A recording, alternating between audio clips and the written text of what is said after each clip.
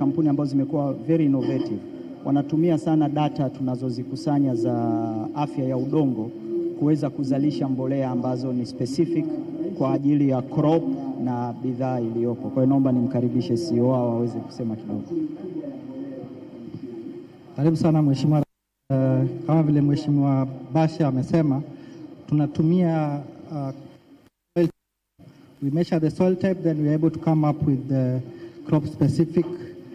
This is specifically and also have a value chain, like this is a company in Mbeya, mbolea yetu, then they are able to blend and we are able to sell locally and export.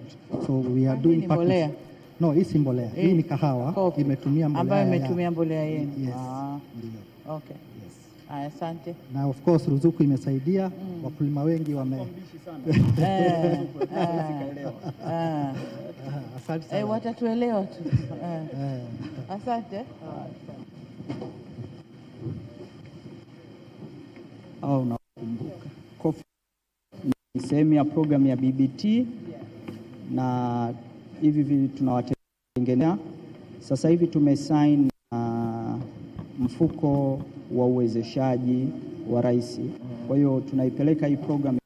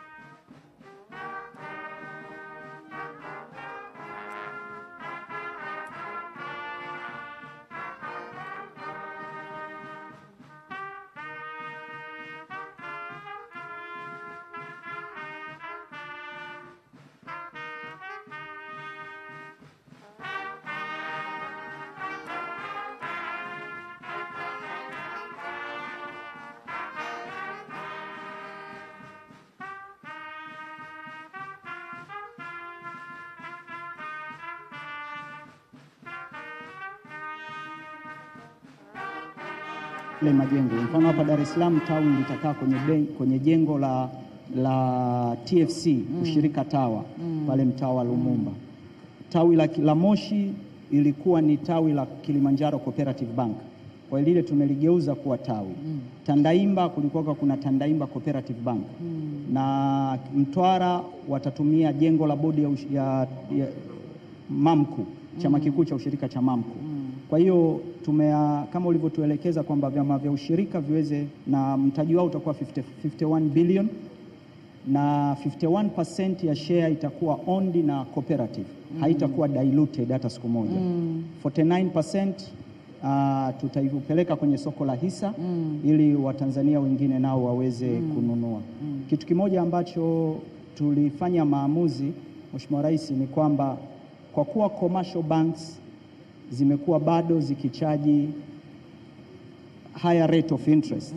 Kwa hiyo wanunuzi wote wa tumbaku, korosho, pamba, mazao yote makubwa hatopata leseni ya kununua zao unless ana akaunti za clearance kwenye cooperative bank. Okay. Sasa hii itatusaidia sisi kuzifanya hizi benki za commercial bank kukaa na sisi mezani. Ndio.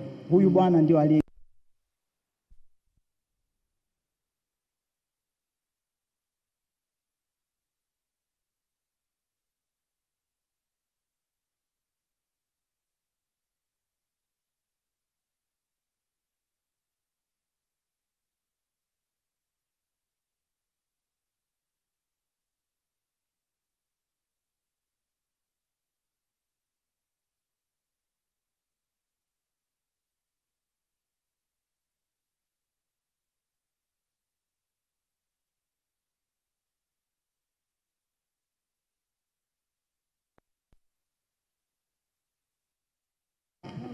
hapa hao wanatokea Mara, ni chama cha ushirika wa Maku na zawadi zao walizopata.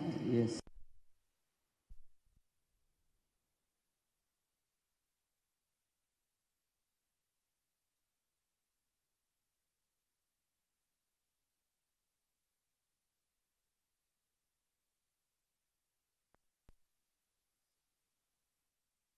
Ni cha Kagera. Hapa kuna vyama viwili na KBCU wako hapa.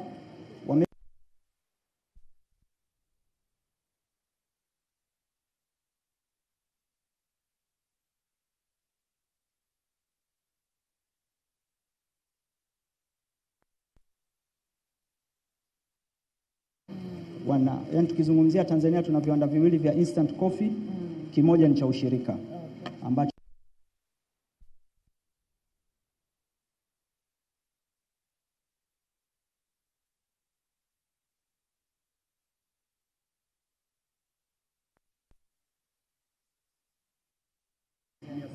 asilimia 7. Yes. Kwa hiyo sasa hivi wana export.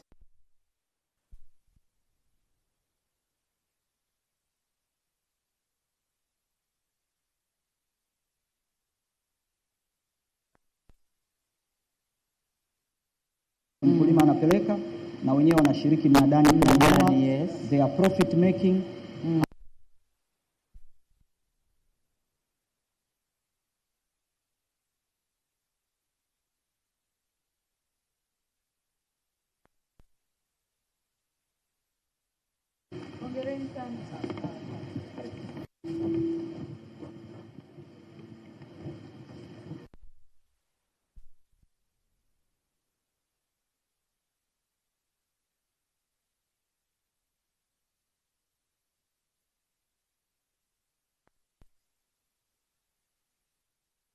Mwasa amekuwa mkuu wa mkoa wa kwanza kuweza kubai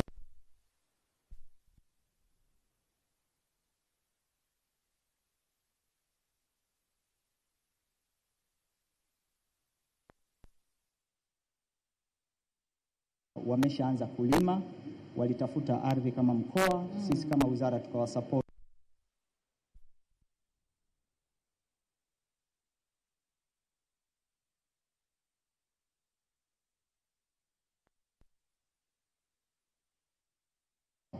Na wako shambani. Lakini vile vile miaka mitatu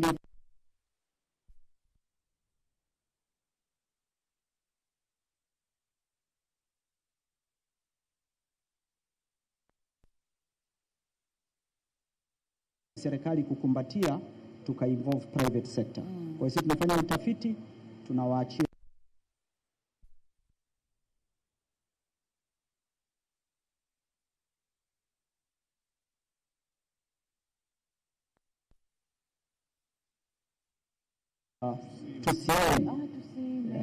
lakini ndio uzalishaji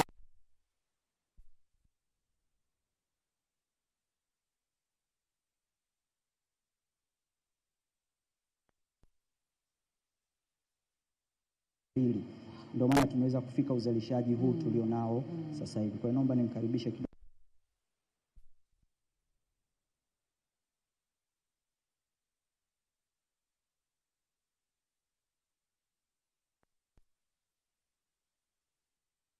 Mbili kila mwaka kwa kuweka block farms za eka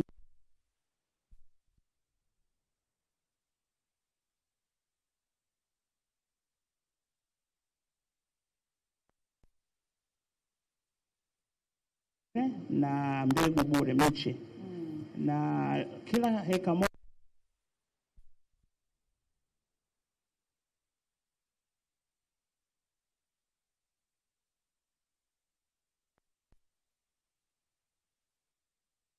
tunaweka pilipili manga pia. Ndio, na kwa sasa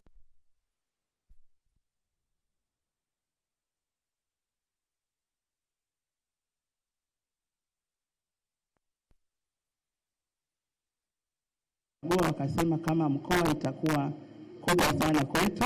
Kwa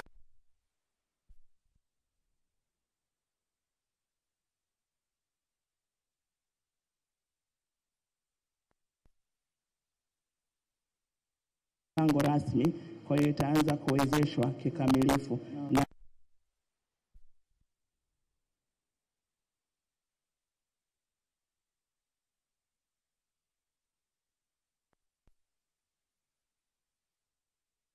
visema tayari, lakini wanaelewa pia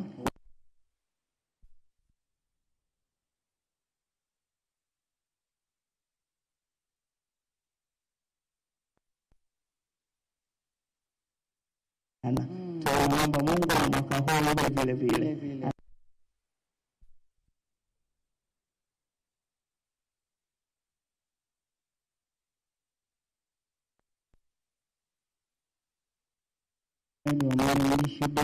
Mbona tunapokaa vizuri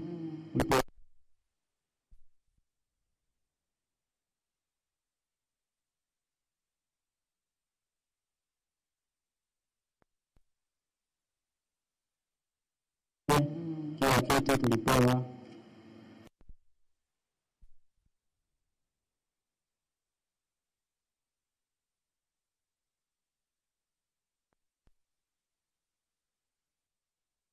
Haya bwana, muendelee vizuri.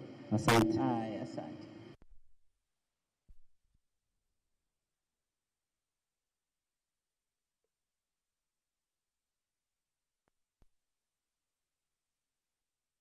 Na ekari moja tulipewa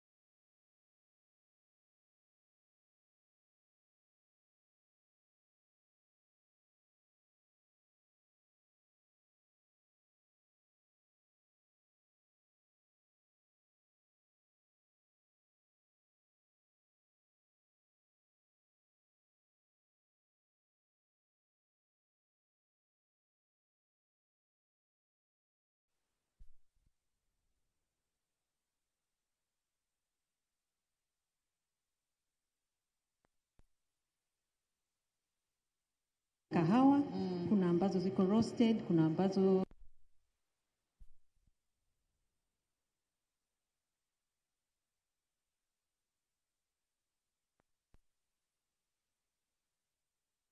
kuzalisha kutengeneza kahawa.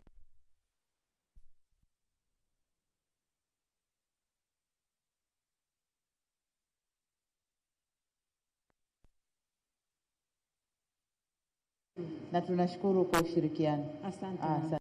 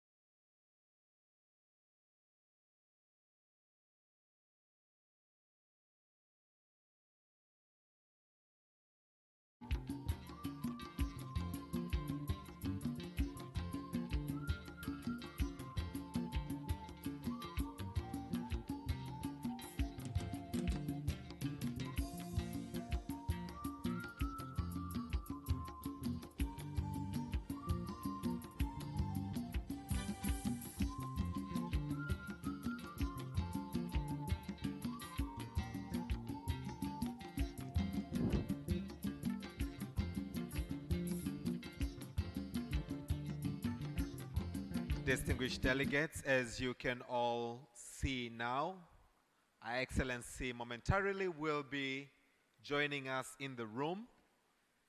And as we can already see, honorable ambassadors and country representatives coming in, this is a sign, a direct sign that we will begin the program momentarily. As they will all be settled and ready to join in, the brass band will usher us on to welcoming the guest of honor into the room and lead us on to the anthems, as I mentioned earlier, to begin with that of Tanzania, the EAC community, the East Africa Community Anthem, and that of the African Union.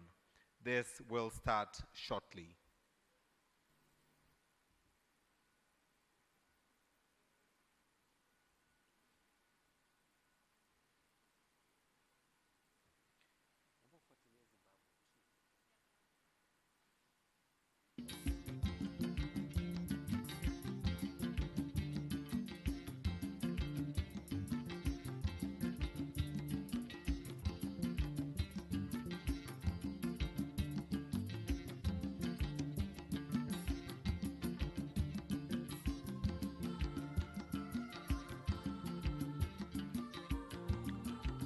I also request that we have our mobile phones on silence or on vibration. May I request that we keep our mobile phones on silence or on vibration throughout the entire program.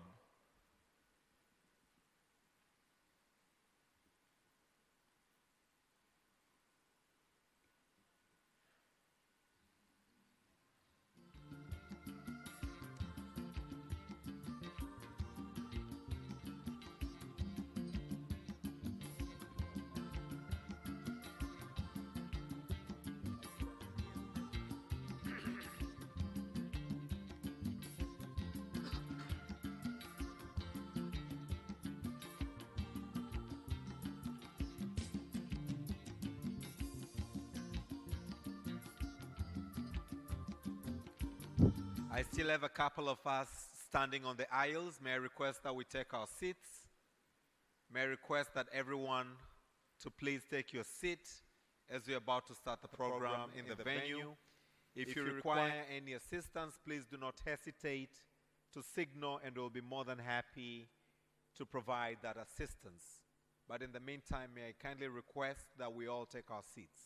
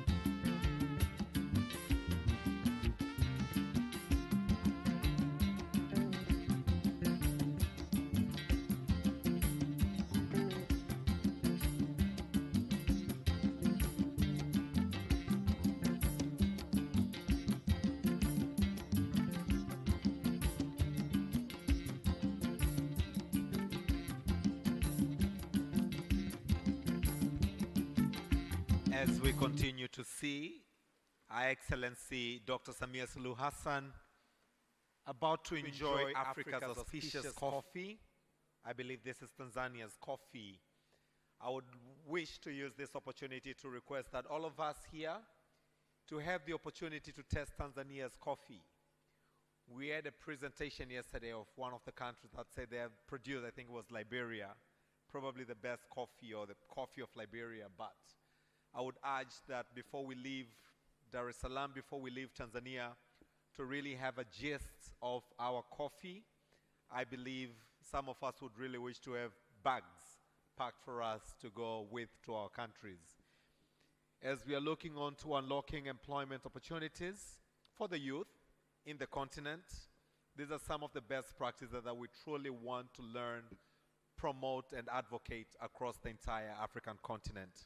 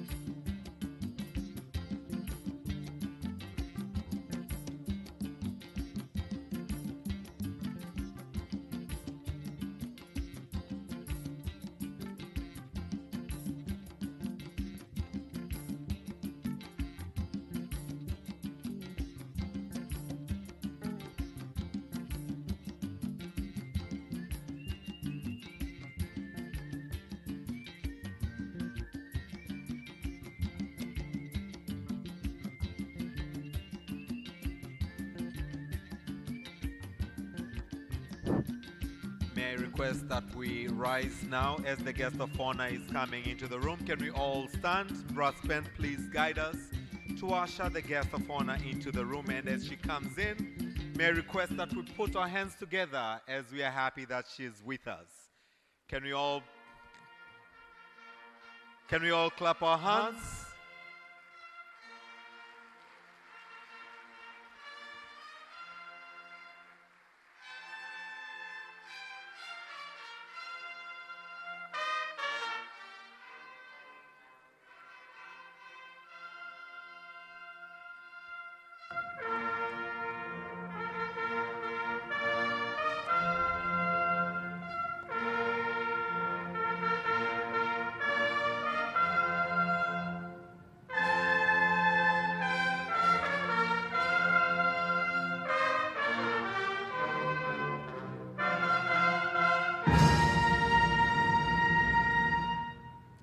Madam President, please be seated.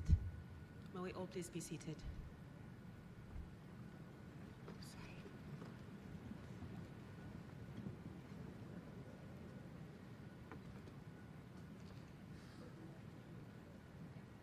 Right, now brass band, may we please proceed now with the national anthem, and please, may we please rise again. So we will start with the national anthem and then proceed to the EAC anthem and then the African Union anthem.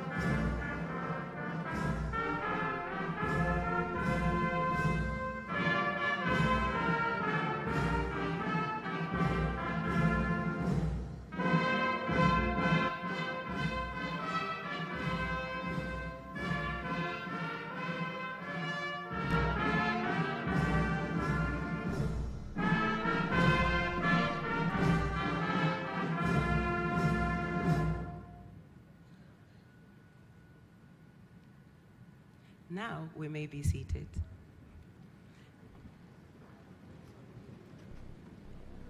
I would now like to welcome the religious leaders who are going to do our opening prayers for today, Prophet Samson and Share from Mufti's office.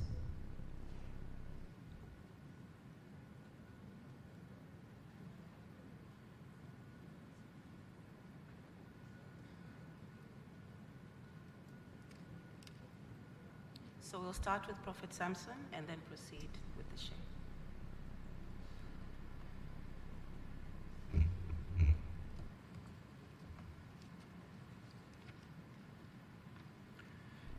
Mheshimiwa Dr. Samia Suluhu Hassan, Rais wa Jamhuri ya Muungano wa Tanzania na Amiri Jeshi Mkuu, waheshimiwa wawakilishi wote kutoka nchi zote wanaoshiriki katika mkutano huu, Mheshimiwa wawaziri wote kutoka nchi zote za Afrika wanaoshiriki katika mkutano huu, Mheshimiwa Dr. Tulia Ackson, mbunge, Spika wa Jamhuri ya Muungano wa Tanzania na Rais wa Muungano wa mabunge yote duniani IPU, waheshimiwa wabunge, Mheshimiwa Waziri Mstaafu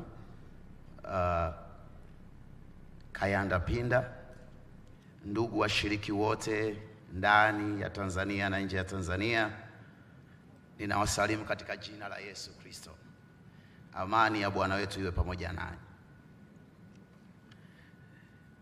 Waheshimiwa Rais na mgeni rasmi wa mkutano huu, kwanza kabisa nichukue nafasi hii kujitambulisha. Mimi naitwa Prophet Samuel Samson Loringa, mwangalizi wa kanisa la Omega. Na viongozi wote, Mungu awabariki sana. Naomba kwa pamoja tuweze kuomba. Baba, katika jina la Yesu Kristo wa Nazareth mwanangu hai, Bwana Yesu, tunakushukuru kwa ajili ya mkutano huu mkuu ambao Mungu umeichagua nchi Tanzania na umeipa fursa nyingine nchi yetu ya amani ambayo Mungu umetupa neema hii. Tumeona mikutano mingi ikifanyika chini ya uongozi wa Rais wetu wa Jamhuri ya Muungano wa Tanzania, Daktari Samia Suluhu Hassan, na hii ni kwa sababu ya ile amani na tunu ya amani uliyotupa katika taifa hili. Mungu, tunakusihi, endelea kuitunza amani na tunu ya taifa hili kama ambavyo umekuwa ukiitunza. Mungu, tunauleta mkutano huu ambao Mungu umetusaidia kama uchumi wa Mwafrika kwa habari ya kilimo. Mungu, tunajua sekta hii ya kilimo haijaanzia kwetu, bali wewe tangu mwanzo ulipoumba ulianza kumkabidhi mwanadamu wa kwanza bustani ya Eden ailime na kuitunza. Lakini zaidi ya yote Bwana Yesu, tunajua tuko katika mkutano huu wa kilimo, lakini naomba kama ambavyo umeipa amani nchi yetu ya Tanzania, nilete pia taifa la Kongo ambalo wenzetu wako katika vita, nikiitakia amani kama mtumishi wako. Mungu, ninakusihi achilia amani zaidi juu ya mataifa yote ya Afrika na viongozi wao ambao Mungu wanapitia changamoto za kukosa amani kama sisi ambavyo umetupa amani katika taifa letu. Baba, ninajua ya kuwa wewe unanisikia na kuheshimu maneno yale ninayotamka kinywani mwangu. Mungu, nakusihi ukayatazame maneno yangu, ukaendelee kuiweka Afrika katika amani, upendo, mshikamano, umoja, na hasa katika sekta hii ya kilimo.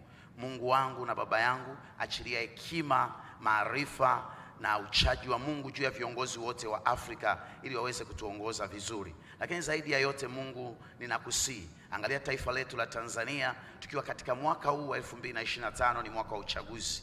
Tupe uchaguzi wa kweli, amani na haki, lakini zaidi utulivu mkubwa chini ya Rais wetu Daktari Samia Suluhu Hassan, ili tukafanya uchaguzi tusiwe kama mataifa mengine yalipoingia kwenye migogoro na nguvu zingine za vita wakati wa uchaguzi. Sisi tupe utulivu, amani, mshikamano, upendo na ushirikiano ili tuweze kumaliza uchaguzi huu vizuri. Baba, asante kwa ajili ya neema hii. Asante Bwana Yesu kwa ajili ya haya yote, nikiomba na kuamini katika jina la Baba na la Mwana na la Roho Mtakatifu. Amen. Asanteni sana.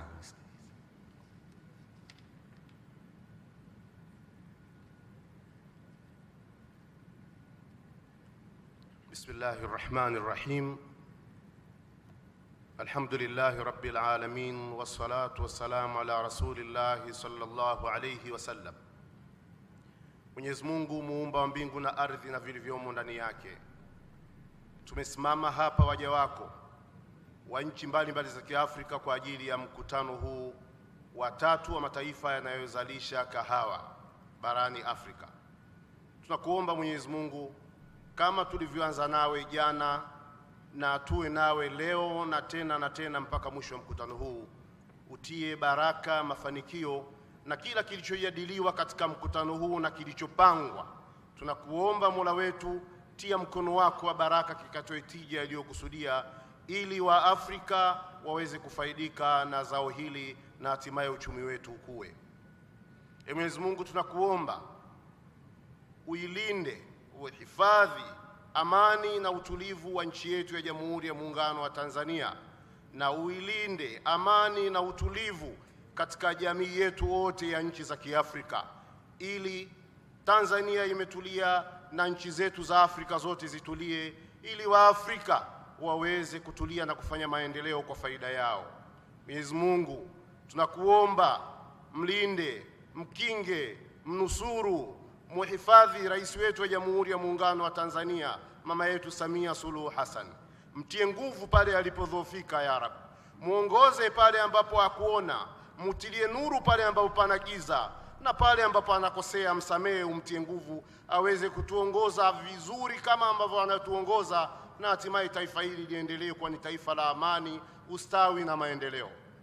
Mwenyezi Mungu, tunakuomba kwa mkutano huu, yote yanayojadiliwa na yanayopangwa hapa kayasimamie Mwenyezi Mungu, ili aweze kuleta tija inayokusudia, na wageni wetu waendelee kuwa salama hapa Tanzania, na wakitoka watoke wakiwa wana furaha na amani, ili kisiwa chetu kiendelee kiwe na sifa na utukufu. Tunakuomba haya na yote kwa hadhi na cheo cha utukufu wako Mola wetu, na jaha ya mtume wetu Muhammad sallallahu alayhi wasallam. Amin, amin, amin.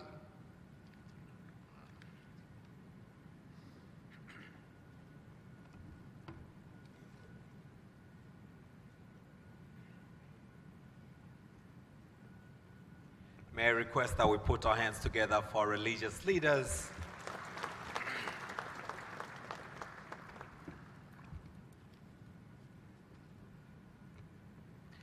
Your Excellency, Dr. Samia Suluhu Hassan, the President of the United Republic of Tanzania and our guest of honor this morning. I believe all of us are very honored and delighted to have her in our midst. Can we please, all of us, put our hands together for the guest of honor this morning? Asante, asante sana. Your Excellency, allow me to also recognize the presence of Honorable Tulia Jackson, the Speaker of the Parliament of the United Republic of Tanzania. Let's put our hands together for her. Your Excellency, allow me to recognize the presence of Honorable Temesgen Tirunen, the Deputy Prime Minister of Ethiopia. Let's put our hands together for the Deputy Prime Minister. Thank you very much. Honorable guest, Your Excellency, allow me also to recognize in a very special way the presence of Honorable Mizengo Kayanza Peter Pinda, the former Prime Minister, but also the Chairman of the Presidential Food and Agriculture Delivery Council. Thank you so much. Your Excellency, allow me to recognize in a very special way the presence of Honorable Prosper Dodiko, Minister of Agriculture of the Republic of Burundi and IACO Chairman. Delighted to have you with us.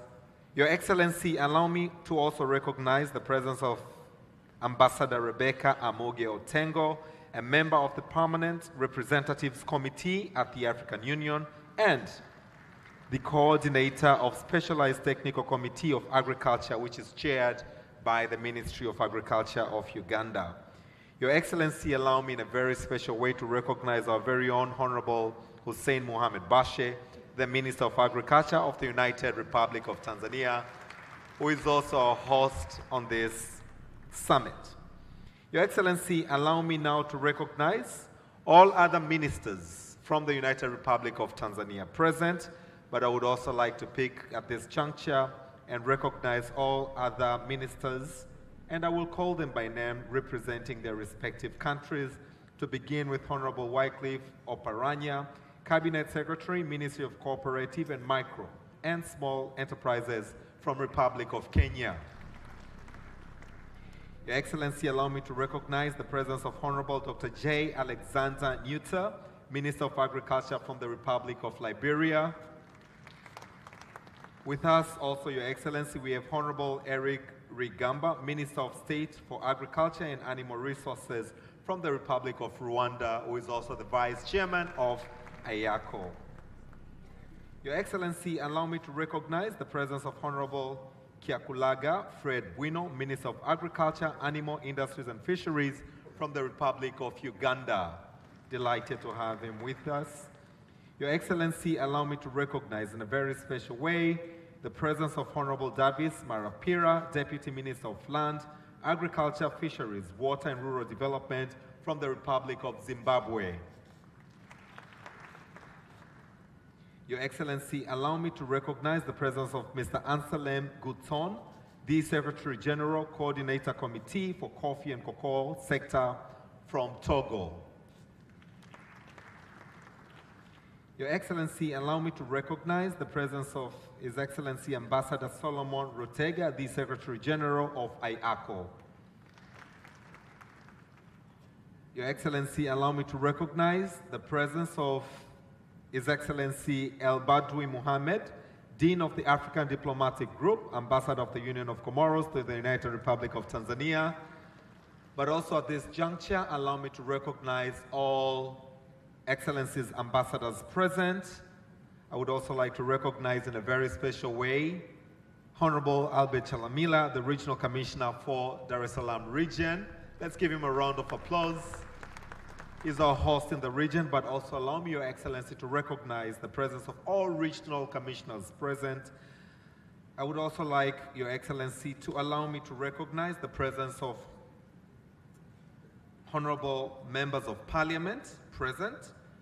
I would also like to recognize the presence of Mr. Gerard Mweli, the Permanent Secretary in the Ministry of Agriculture, recognizing all other permanent secretaries present. I would also like to recognize the presence of respective board chairs and board members from various boards under the Ministry of Agriculture. Your Excellency, allow me to recognize all heads of government agencies and public institutions present. I would also like to recognize all heads of the private sector present, distinguished representatives from various ministries present. As we are looking on to unlocking the youth opportunity in the coffee value chain, Your Excellency, allow me to also recognize the presence of all the young people, the youth who are here with us. Can all the youth in the room please clap your hands for the guest of honor? Your Excellency, we are also having a number of parliamentary committees. I would also like to recognize the chairs and the members of the parliamentary committees present with us this morning.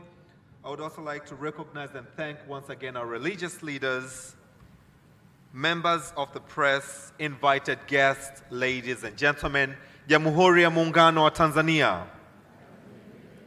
Once again, allow me to say this is a coffee summit, and coffee is meant to give us the energy we need for the day.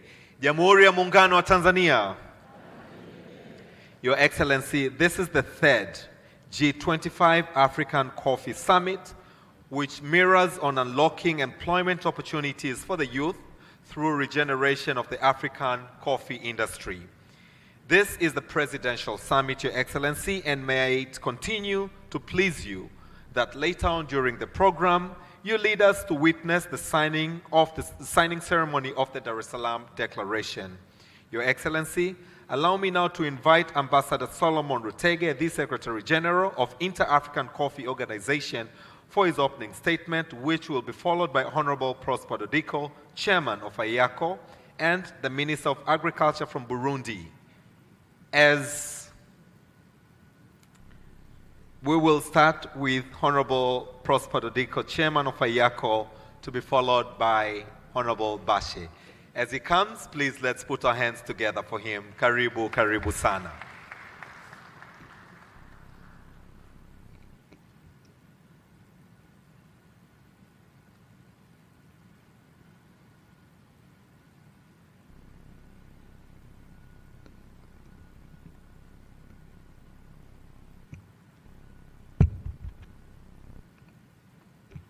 Thank you very much for this opportunity, but I apologize because I want to deliver my speech in French.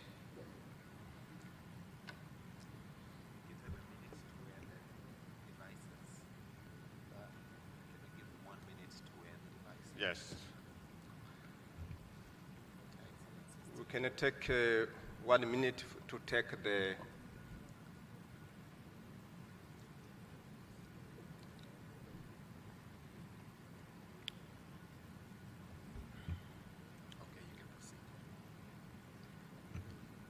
Votre Excellence, Madame la Présidente Samia Suluhu Hassan, Présidente de la République unie de la Tanzanie, Excellences, distingués délégués, Mesdames et Messieurs, au nom des États membres de l'Organisation internationale du café, OIC, je voudrais exprimer notre gratitude et notre reconnaissance à Son Excellence Samia Suluhu Hassan, Présidente de la République unie de la Tanzanie, et à son gouvernement pour avoir accueilli le 3e sommet africain du café du G25. Je voudrais également exprimer ma reconnaissance et le remerciement aux dignitaires, aux responsables gouvernementaux et aux délégués qui ont pris le temps de participer à ce sommet très important pour le secteur café en Afrique. Je voudrais féliciter les chefs d'État des pays membres de l'Organisation interafricaine du café OIC pour leur soutien indéfectible dans le cadre de la présentation de la déclaration de Kampala lors de la 37e Assemblée des chefs d'État de l'Union africaine qui s'est tenue en février 2024. La déclaration demandait l'inclusion du café dans l'agenda 2063 de l'Union africaine, ainsi que la nomination de l'OIAC en tant qu'agence spécialisée du café, au sein, bien sûr, de l'Union africaine. Les 2 requêtes de cette déclaration ont été adoptées par l'Assemblée des chefs d'État de l'Union africaine. Aujourd'hui, nous sommes réunis pour aborder le défi le plus important auquel sont confrontés la majorité des pays africains, le chômage des jeunes. Le thème de ce sommet a été soigneusement choisi pour aborder la question de la création d'opportunités pour les jeunes à régénérer l'industrie africaine du café. L'Afrique, le 2e plus grand continent, compte le plus grand nombre de pays producteurs de café. Le café est le moyen de subsistance ni mzalishaji de 60 millions de mkubwa personnes wa sur kahawa le continent. na tumekuwa tukizalisha zaidi ya kahawa na ambapo watu zaidi ya milioni 65 barani Afrika wamekuwa wakizalisha kahawa, na tungependa kuifanya idadi hii ya wakulima wa kahawa iwe maradufu zaidi. Na leo hii tunapokutana katika mkutano huu, uzalishaji na tija na ongezeko la thamani la kahawa vimekuwa bado ni changamoto, hasa kwa sababu nchi zetu hazitumii kahawa inayozalishwa ndani ya bara letu. Hadi kufikia mwaka 2050, bara letu na nchi zetu zinatarajiwa kuzalisha kahawa nyingi zaidi, na hii inaonyesha kwamba kutakuwa na hitaji kubwa zaidi la kahawa katika soko la Afrika na dunia kwa ujumla. Kwa sasa tunao wakulima ambao wanatamani kunufaika zaidi na sekta hii ya kahawa katika masoko ya kimataifa. Kwa bahati mbaya, sisi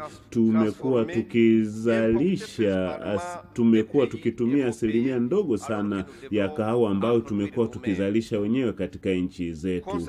Kwa kwa sehemu kubwa kahawa yetu imekuwa ikiuzwa nje kama kahawa ghafi, na kahawa hiyo inarejeshwa kwenye nchi zetu na kununuliwa na sisi wenyewe. Na hata hivyo, kwa bahati mbaya, uuzaji wa kahawa nje ya nchi na uzalishaji wa kahawa umekuwa ukiporomoka kwa miaka mingi, na sababu mojawapo ya kuporomoka huko kwa uzalishaji wa kahawa ni pamoja na magonjwa, mabadiliko ya tabia nchi, changamoto zinazowakabili wakulima, lakini pia ukosefu wa masoko ya kahawa na kukosekana kwa miundombinu bora ya kuongeza tija na uzalishaji.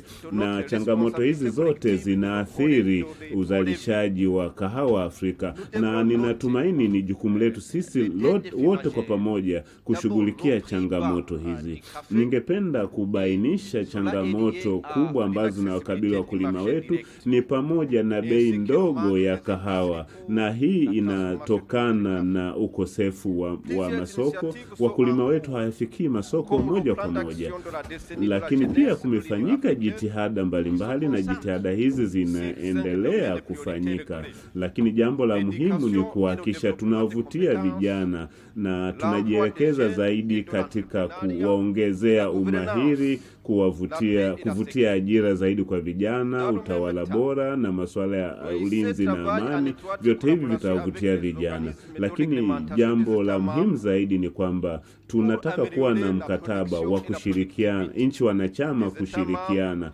ili kuweza kuongeza tija na uzalishaji wa zao la kahawa. Ninatumaini kwamba nchi wanachama zitatamani kushughulikia changamoto ya bei ya kahawa, lakini pia kuboresha mnyororo mzima wa uzalishaji wa kahawa. Na hili ni kutokana na jitihada muhimu zinazofanyika kwenye sekta hii. Tukiyafanya yote haya, tutahimizana sisi kwa pamoja kushughulikia changamoto hizi, lakini ni jambo la muhimu zaidi kujielekeza katika kunufaika na fursa zilizopo katika sekta hii, ni pamoja na kutengeneza ajira, lakini pia kujumuisha watu wengi zaidi kwenye mnyororo huu na sekta hii. Kuhusiana na kuongeza thamani ya kahawa, sisi Afrika tumekuwa tukiuza kiasi kikubwa cha kahawa ghafi nje ya nchi zetu,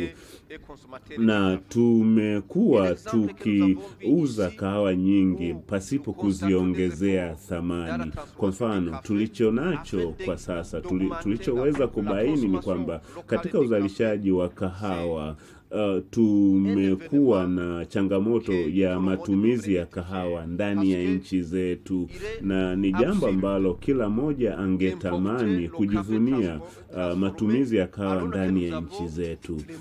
Badala ya kuuza zaidi kahawa nje, ingependeza kama tungeweza kununua kahawa sisi wenyewe ndani ya nchi zetu za Afrika. Tunahitaji kuwekeza katika miundombinu ambayo itaongeza thamani ya kahawa, kama vile ufungashaji wa kahawa. Tunatarajia kuongeza uzalishaji, hasa kama tutajielekeza vizuri kwenye kuongeza thamani. Pasipo kuleta mageuzi kwenye sekta ya kahawa, hatutaweza kutengeneza fursa nyingi zaidi za ajira kwa vijana, na tutahitaji kuwa na uwekezaji zaidi kwenye sekta hii ya kahawa. Ni jambo la muhimu kuzingatia kwamba nchi na serikali za Kiafrika kwa kushirikiana na sekta binafsi na wadau binafsi tutaendelea kushirikiana kwa pamoja ili kuboresha mifumo ya kilojistiki pamoja na kuongeza matumizi ya kahawa ndani ya nchi zetu. Tukiongeza thamani ya kahawa ndani ya nchi zetu, tutatengeneza ajira zaidi, lakini pia tutaondoa utegemezi wetu wa kuagiza kahawa kutoka nje. Kuhusiana na kahawa kutumika ndani ya nchi zetu, zetu. Hii itafanya kwamba tukichakata kahawa ndani ya nchi zetu, tutaifanya kahawa inunulike na kutumika katika nchi zetu, na hivyo kuchochea uchumi wa nchi zetu za Kiafrika. Tunapenda kuzipongeza nchi zinazofanya hivyo. Tujifunze kwenye hizo nchi kama Brazil, Indonesia ambazo zimewekeza zaidi katika kuchakata kahawa wao wenyewe. Sisi Afrika kwa bahati mbaya tunatumia zaidi ya nusu ya kahawa kutoka nje kuliko kile tunachokizalisha, na kiutamaduni inaonyesha kwamba sisi ni watumiaji wazuri wa kahawa, na tunaweza kujifunza kutoka Ethiopia ambao wao wamefanikiwa kuzalisha, lakini pia wanatumia kahawa. Tuna watu zaidi ya bilioni 1.5 Afrika ambao ni kiasi kikubwa na ni mtaji mkubwa, na tukiweza kutengeneza fursa nyingi za kahawa, fursa nyingi kupitia kahawa, tutanufaisha vijana wengi zaidi. Tusiagize sana kahawa kutoka nje, badala yake tuongeze thamani ya kahawa hiyo sisi wenyewe ndani ya bara la Afrika. Tunashukuru kwa uwepo wa mkataba wa eneo huru la biashara Afrika. Ninatumaini kwa kupitia AfCFTA tutaweza kuwalazimisha nchi za Kiafrika zinunue kahawa kutoka nchi jirani za Kiafrika badala ya kuagiza kutoka nje, na hili ni jambo la muhimu, na nadhani ni la lazima kwa nchi za Kiafrika kutumia kahawa inayozalishwa na nchi jirani ndani ya bara letu la Afrika.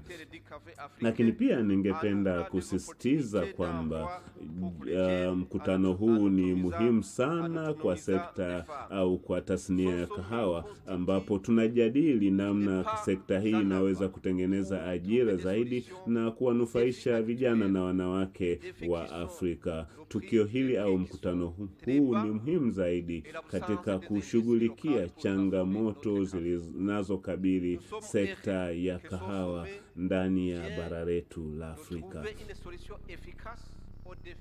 Mkutano huu utatuwezesha kupata suluhisho za kudumu, na kila mmoja wetu aliyemo katika ukumbi huu ana mchango mkubwa wa kuchangia kukuza sekta hii.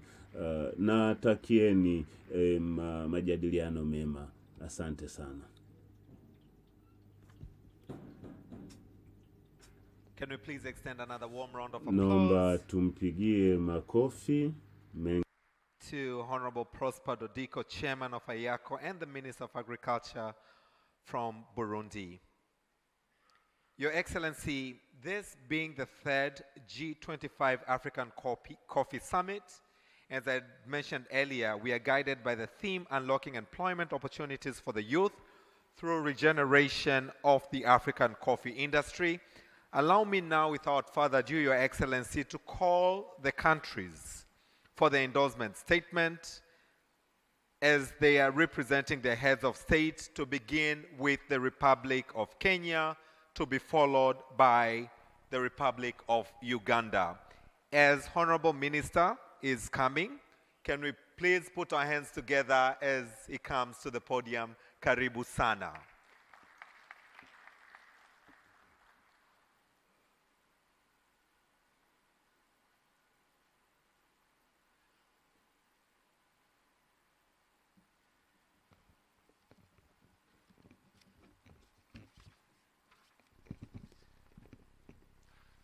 Your Excellency, Dr. Samia SULUHU Hassan, President of the United Republic of Tanzania, the Deputy Prime Minister of Ethiopia,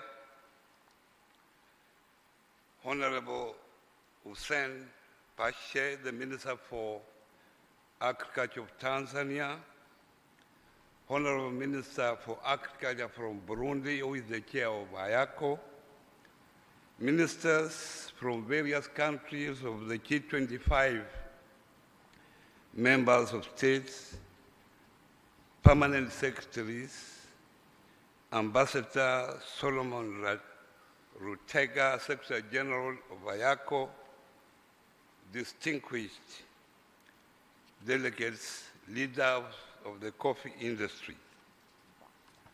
Your Excellency, this is a speech from His Excellency Dr. William Samoei Ruto, the President of the Republic of Kenya and the Commander-in-Chief of the Defense Forces.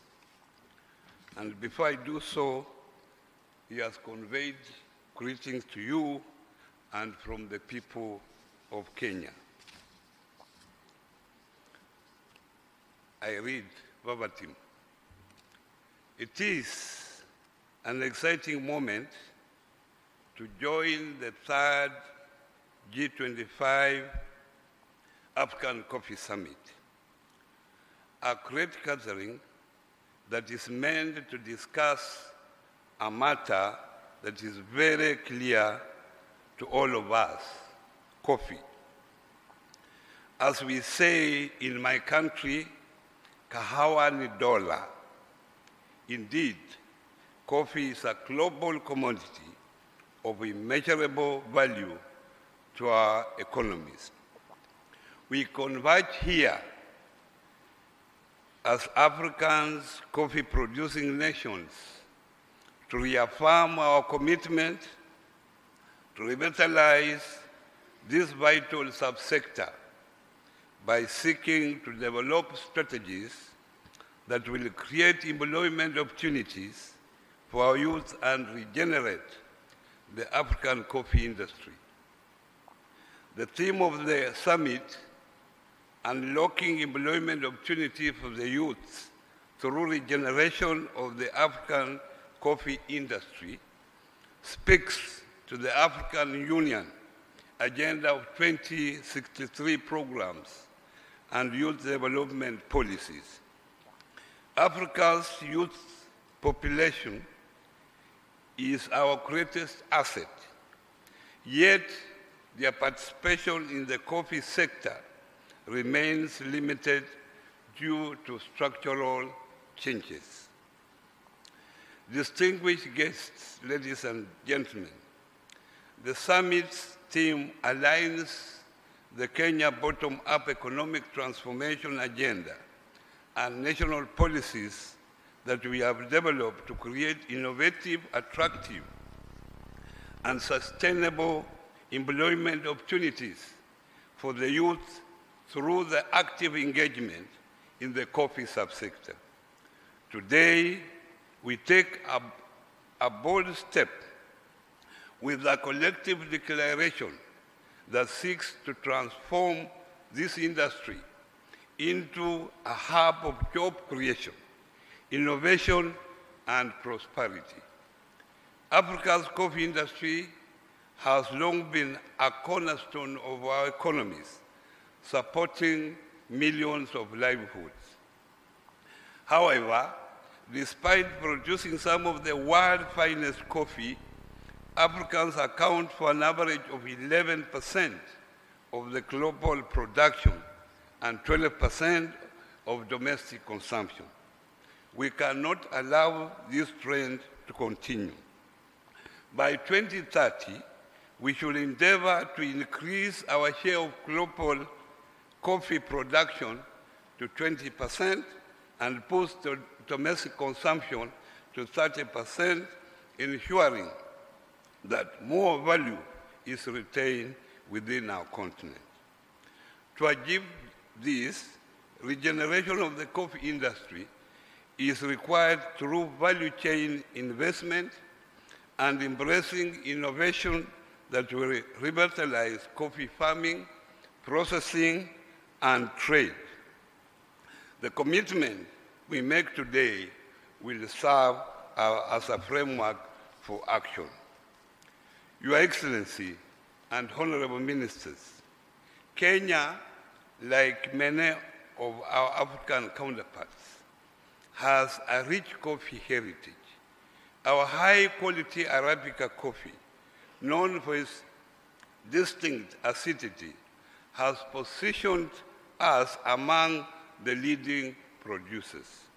However, despite immense potential, the sector faces challenges just like other coffee producing countries on the continent. These include aging farmers, low youth participation, climate change, and volatile markets. If we do not act now, we risk diminishing the very industry that has been the backbone of many of the rural economies.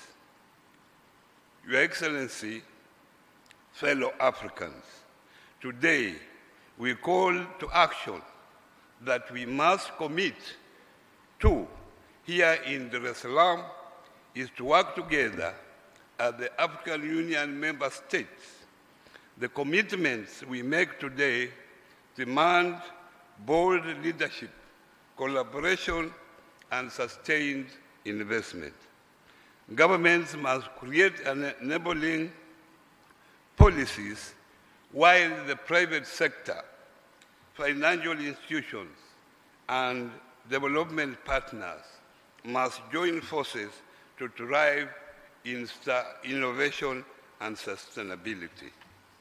Most importantly, we must empower the youth to take charge of the industry by providing them with access to finance and technology, training, and opportunities along the entire coffee chain, value chain. The declaration signed here will define the future of African coffee industry and, by extension, the economic empowerment of our people.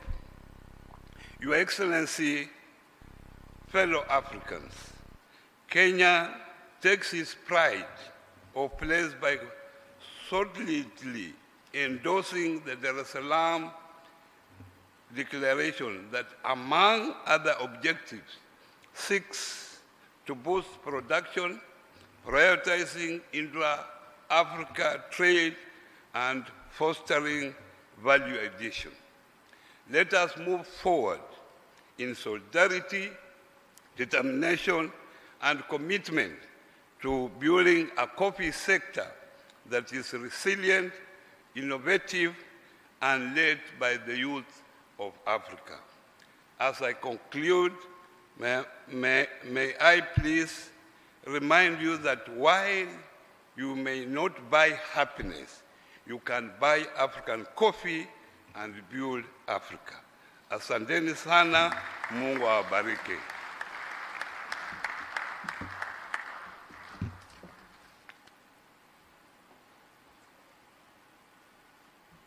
Thank you very much, Honorable Wycliffe A. Oparanya, who is the Cabinet Secretary, Ministry of Cooperatives and Micro, Small and Medium Enterprises from the United Republic of Kenya. Asante sana. And now, Your Excellency, allow me to welcome Honorable Kyakulaga Fred Bwino, who is the Minister of Agriculture, Animal Industries and Fisheries from the Republic of Uganda, for his endorsement statement for the Dar es Salaam Declaration.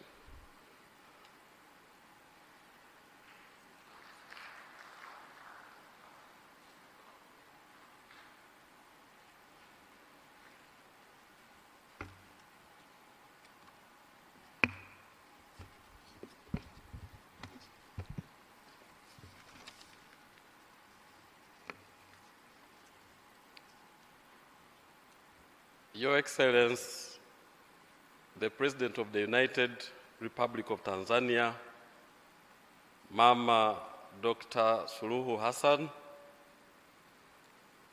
the Right Honorable Speaker of the Parliament of the Republic, the United Republic of Tanzania, the Right Honorable Deputy Speaker, Deputy Prime Minister of the Federal Democratic Republic of Ethiopia, the Right Honorable former Prime Minister of the United Republic of Tanzania, Excellencies representing IACO member states, honorable colleagues, the ministers, distinguished participants, ladies and gentlemen. Your Excellency, allow me to present the statement from His Excellency the President of the Republic of Uganda, His Excellency Yoweri Kaguta Museveni, at this auspicious third G25 Coffee Summit verbatim.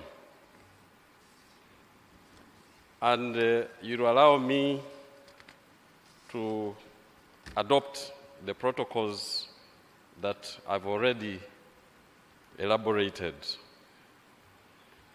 I bring you greetings from the people of Uganda, and particularly the actors in the coffee industry. I wish to thank you, Your Excellency, Samia, SULUHU, and our Tanzanian brothers and sisters for the warm hospitality accorded to the Ugandan delegation since arriving in this beautiful city of Dar es Salaam. I also thank you for hosting us for this third G25 African Coffee Summit. Excellencies, coffee is a strategic commodity in many of our countries. It is vital for economic growth, foreign exchange earnings, and the livelihood of millions of our citizens involved in the enterprise at various stages of the coffee value chain. I thank the government of Tanzania for its continued commitment to advancing Africa's coffee industry. The convening of this summit in Tanzania is a testament to the country's dedication to promoting coffee as a strategic commodity for economic transformation across our continent. I also thank the Inter-Africa Coffee Organization, IACO, for their continued leadership in championing the cause of the African coffee.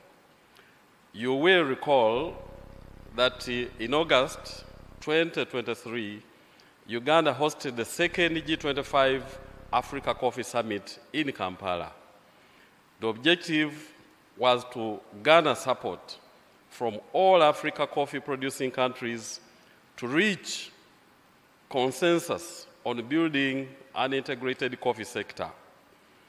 Arising out of the summit, a number of commitments were made through the Kampala Declaration, among which was to have coffee recognized as a strategic commodity of the African Union under Agenda 2063. I'm pleased that as we convene today for the third summit, the commitments from the 2023 summit have since been realized. At the 37th Ordinary Session of the Assembly of the Heads of State and Government of the African Union in February 2024 in Addis Ababa, the Kampala Declaration was unanimously adopted. As we gather today in Dar es Salaam, we must build on the momentum generated in Kampala. This third summit provides another opportunity to assess progress, address emerging issues, and forge a collective path forward. You are aware that Africa produces some of the world's greatest coffee, yet the continent still does not fully benefit from this immense value. In Uganda, for instance, we produce 8.2 million bags of coffee. That is about 500,000 metric tons. Out of these, 6.2 million bags were exported as per the 2023 statistics, but only a small fraction of about 1 metric ton was processed at home. The rest is just sold as raw coffee, which serves as a raw material to Europe and the rest of the importing countries. This coffee then comes back to us in different names, selling expensively. We have to change this narrative. Through enhanced value addition, better market access, and policies that prioritize farmers' welfare, we can ensure that African coffee commands the respect and value it deserves on the global stage. The theme of this summit, unlocking employment opportunities for the youth through regeneration of the African coffee industry, is relevant. Africa has the youngest population in the world, and we must harness this demographic dividend to revitalize our coffee sector. In Uganda, more than 73% of the country's population are youth under the age of 30. We have been advising our people that agriculture, if managed well, can solve one of our greatest challenges, youth unemployment. But for this to happen, we must show the value in agriculture and address the challenges in relation to quality inputs, value addition, and market access, especially intra-Africa trade. We must therefore prioritize investment in the youth if we are to regenerate the African coffee industry.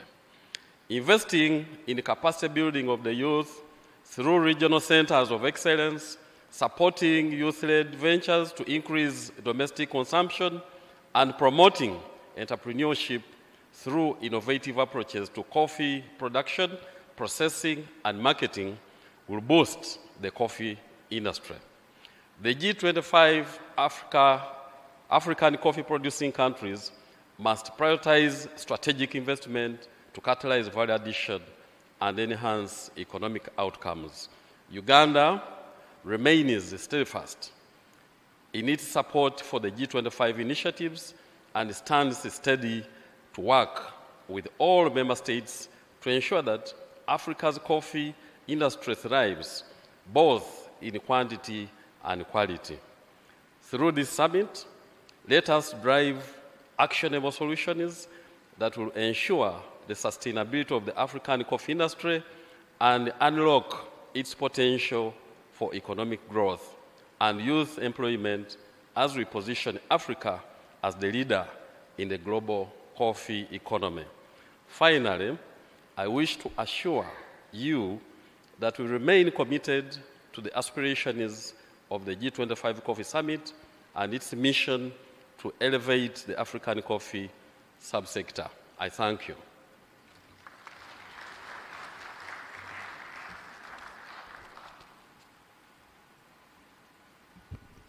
Can we please extend another round of applause to Honorable Kyakulaga Fred Bwino of the Republic of Uganda for your endorsement statement on the Dar es Salaam Declaration, Your Excellency.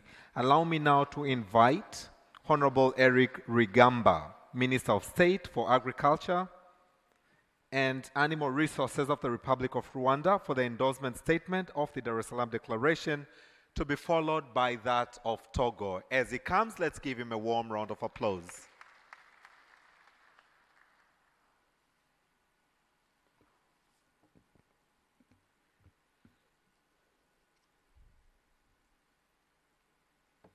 Your Excellency, Dr. Samia SULUHU Hassan, President of the United Republic of Tanzania, Excellencies, distinguished delegates, ladies and gentlemen, good morning. Good morning. I stand here on behalf of His Excellency Paul Kagame, the President of the Republic of Uganda. More than ever before, to realize Agenda 2063, our collective vision for a prosperous and self-reliant Africa. Second, this summit comes at a time when Ethiopian coffee is reaching new heights in global exports. It is a moment of opportunity. Excellencies, Ethiopia is Africa's leading coffee producer and ranks third in the world. Yet, like all of you, we face significant challenges: climate change, price fluctuation, shifting global regulations. The question before us is simple. How do we ensure African nations are the primary beneficiaries of African coffee? I am encouraged by the progress we have made. For the first time, coffee has been recognized as a strategic commodity in African Union Agenda 2063. We have also successfully established IACO as a specialized agency of the African Union, but this is just the beginning. Now we must focus on mobilizing resources for projects that enhance production, promote domestic consumption, and strengthen intra-African trade, particularly through IFCFTA. Excellencies, this summit is also a platform to share best practices. In Ethiopia, we have made great stride, earning $1.43 billion from exporting 300,000 metric tons of coffee last year alone. Let me highlight a few lessons from our experience. First, policy performance matter. We introduced new regulations that empower farmers and boost national revenue. In the past 5 years, Ethiopia has planted 8.5 billion improved coffee seedlings, a commitment to sustaining production and building a climate-resilient future. Second, sustainability is non-negotiable. We are proud to maintain deforestation-free supply chain and implement sustainable forest management practices. These efforts are not just good for environment. These efforts are not just good for environment. They also strengthen Ethiopia's position in global markets, ensuring compliance with new regulations like the European Union's deforestation regulation and corporate sustainability due diligence directive. Third, partnerships drive success. Our work with international partners such as the Italian Agency for Development Cooperation, UNIDO, has de-risked investment in Ethiopia's coffee sector, allowing us to produce some of the finest coffee in the world. But perhaps one of the most overlooked advantages is our culture and coffee consumption. In Ethiopia, we drink half of what we produce, which not only fuels our mornings but also keeps our coffee sector competitive at home and abroad. Excellencies, the road ahead is clear. Africa must invest in the coffee industry. We must add value, create jobs, and expand our global market share. Most importantly, we must work together, governments, private sector players, and international partners to transform African coffee from a commodity into a powerful economic engine.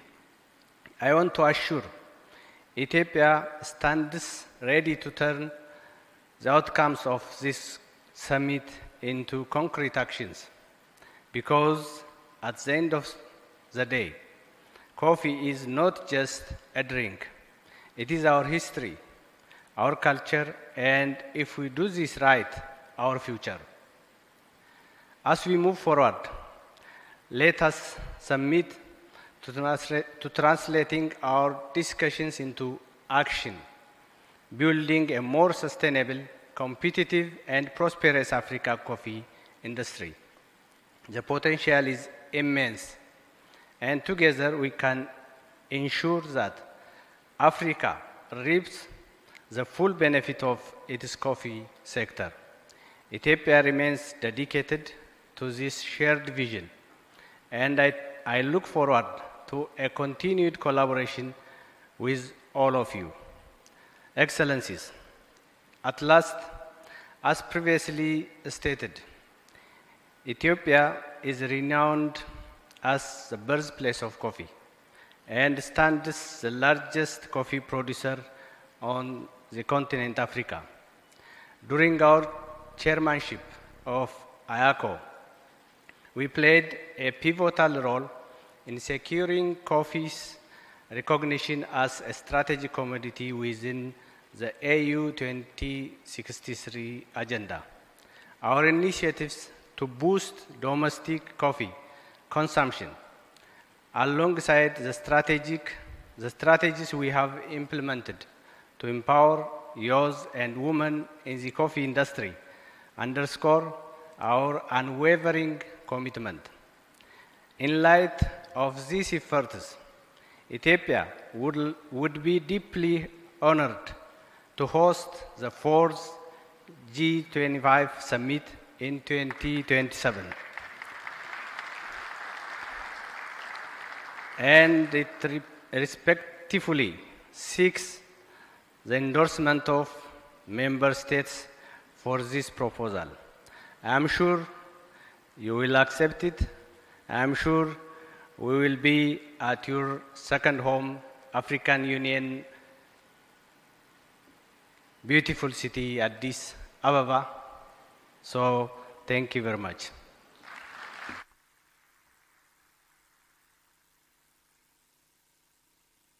Thank you very much. Thank you very much. Hello? Thank you very much, Deputy Prime Minister, and I do hope that the countries have heard that call and that hopefully we can look forward to the 4th G25 Africa Coffee Summit in Ethiopia next year. And now, Your Excellency, ladies and gentlemen, before we receive the endorsement statement from the Minister of Agriculture, Tanzania, Honorable Hussein Mohamed Bashe, we would love for you to focus on the screen as we play a country video.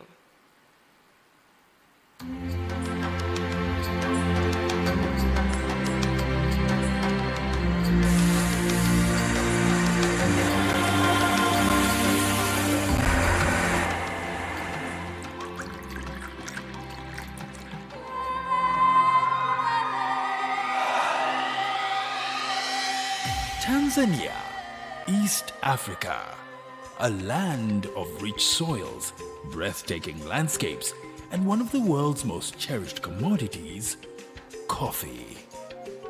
Tanzania produces both Arabica and Robusta coffees in 3 production zones, in the country's northern, western, and southern regions. Arabica, known for its smooth and aromatic profile, is grown in the northern regions of Kilimanjaro and Arusha, the southern highlands, and Kigoma in the west. Robusta, known for its bold and strong flavor, thrives in Kagera, near the shores of Lake Victoria. Arabica accounts for 60% of production, and Robusta 40%. Together, they create a unique blend of flavors that put Tanzanian coffee on the global map. At the beginning of the journey under the 6th administration, Tanzania's coffee production stood at around 59,000 metric tons, ranking Tanzania 3rd in the East African region and 4th in Africa. Despite these historical achievements, the sector faced the following challenges. Farmers received 4,500 Tanzanian shillings, or about $1.7 per kilo of Arabica, and 1,300 Tanzanian shillings, or $0.50 for a kilo of Robusta. The country earned a low income of about $112 million in coffee exports. Individual-based selling weakened farmers' bargaining power, and the ability to produce and distribute coffee seedlings was limited to 7 million seedlings annually. Despite the global recognition of Tanzanian coffee, farmers struggled with low yields, unstable prices, and market access challenges. Under President Samia Suluhu Hassan's leadership, strategic reforms have transformed the coffee sector. Production and distribution of high-quality coffee seedlings increased from 7 to 22 million annually and have been provided free to farmers. Fertilizer subsidies lowered costs by 30%, easing the financial burden on farmers. Investments in coffee washing stations were made to replace home pulping, training to improve coffee quality by 25% to gain access to niche markets. Block coffee farms were introduced to engage youth in coffee farming. Research initiatives now focus on climate resilience and sustainable farming. It doesn't end there. A new online auction system was implemented to enhance price competitiveness and transparency. Deep well irrigation projects were also launched to support small-scale farmers. And employment opportunities have been expanded through the Building a Better Tomorrow program, integrating youth into the coffee value chain. These efforts have significantly impacted the sector. Production has risen to 85,000 metric tons. Tanzania is now the second largest coffee producer in East Africa and maintains its 4th position in Africa. Export earnings doubled to about $235 million in 2023-2024. Farmers now earn $6 per kilo of Arabica and $4.5 per kilo of Robusta. And Tanzanian coffee continues to secure strong markets in the EU, Japan, the USA, Canada, and Africa. The transformation is best reflected in the voices of stakeholders. We are very much thankful to the President of Tanzania, Mama Samia SULUHU Hassan, who has given this opportunity to come up with businesses like ours. I am an investor in the coffee industry. As the owner of Cafe Coffee, we are happy to have this presence in Tanzania, and we have been expanding quite large. We have presence in Dar es Salaam, in Zanzibar, and in Arusha, and we are looking forward to expanding within all different cities in Tanzania. Serikali yetu sasa hivi awamu ya 6 imetuandalia mazingira ya kuweza kufanya biashara vizuri sana. Tuna barabara nzuri sana. Kuna wakati tukiwa tunatoka Bukoba mkoa wa Kagera ambapo tuna kiwanda chetu kuja kufika Dar es Salaam kwa gari ilikuwa inabidi uzunguke kwenda Uganda, Kenya hadi Dar es Salaam kuja kufika hapa. Sasa hivi ni masaa machache unatoka Bukoba mpaka Dar es Salaam kwa gari na pia kwa ndege ambazo zinasafiri baina ya Bukoba na Dar es Salaam kwa kutengenezea na treni ambayo sasa hivi itafika hadi Mwanza hadi itakapopita kupita mkoa wa Kagera kwenda nchi jirani. Tuna diplomasia ya uchumi ambapo mimi mwenyewe kama mzalishaji wa kahawa nimeweza kwenda nchi mbalimbali kwenye maonyesho kutokana na diplomasia ya uchumi. Mabalozi wetu wametuhimiza na wanatukaribisha na tunakwenda kwenye maonyesho kwenye nchi hizi mbalimbali tukionyesha kahawa zetu na kupata wateja kutoka sehemu mbalimbali duniani. I just came back from Dubai, the World of Coffee, and the opportunity is huge. Tanzania is in the highlight, and we are now going to initiate the G25 in Dar es Salaam at JNICC, which is going to open a huge room for a lot of investors, for businesses, and especially to the youth in Tanzania. Looking ahead, Tanzania's coffee sector has ambitious goals. First, to increase production to 300,000 metric tons by 2030. To boost coffee export earnings to $1 billion. The government also plans to expand value-added coffee processing to 15% of total production. And it also plans to strengthen Tanzania's position in international markets by meeting EU regulations and global quality standards. From plantation to cup, every sip of Tanzanian coffee tells a story of resilience, growth, and opportunity. Whether you're a farmer, processor, exporter, or consumer, you are part of this journey. The future of Tanzanian coffee is bright, and there's ample room for all to grow, invest, and savor its unmatched quality. Let's work together to revitalize the African coffee industry and create meaningful employment for our youth.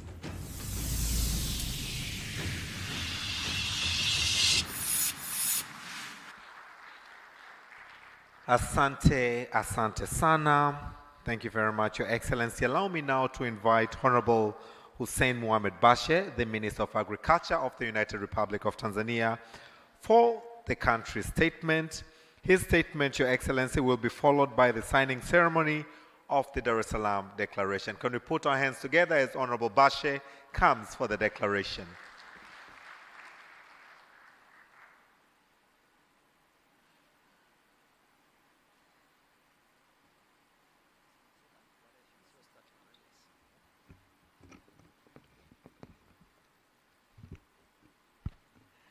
Your Excellency, the President of United Republic of Tanzania, Dr. Samia Suluhu Hassan, Your Excellency, the Deputy Prime Minister of the Republic of Ethiopia,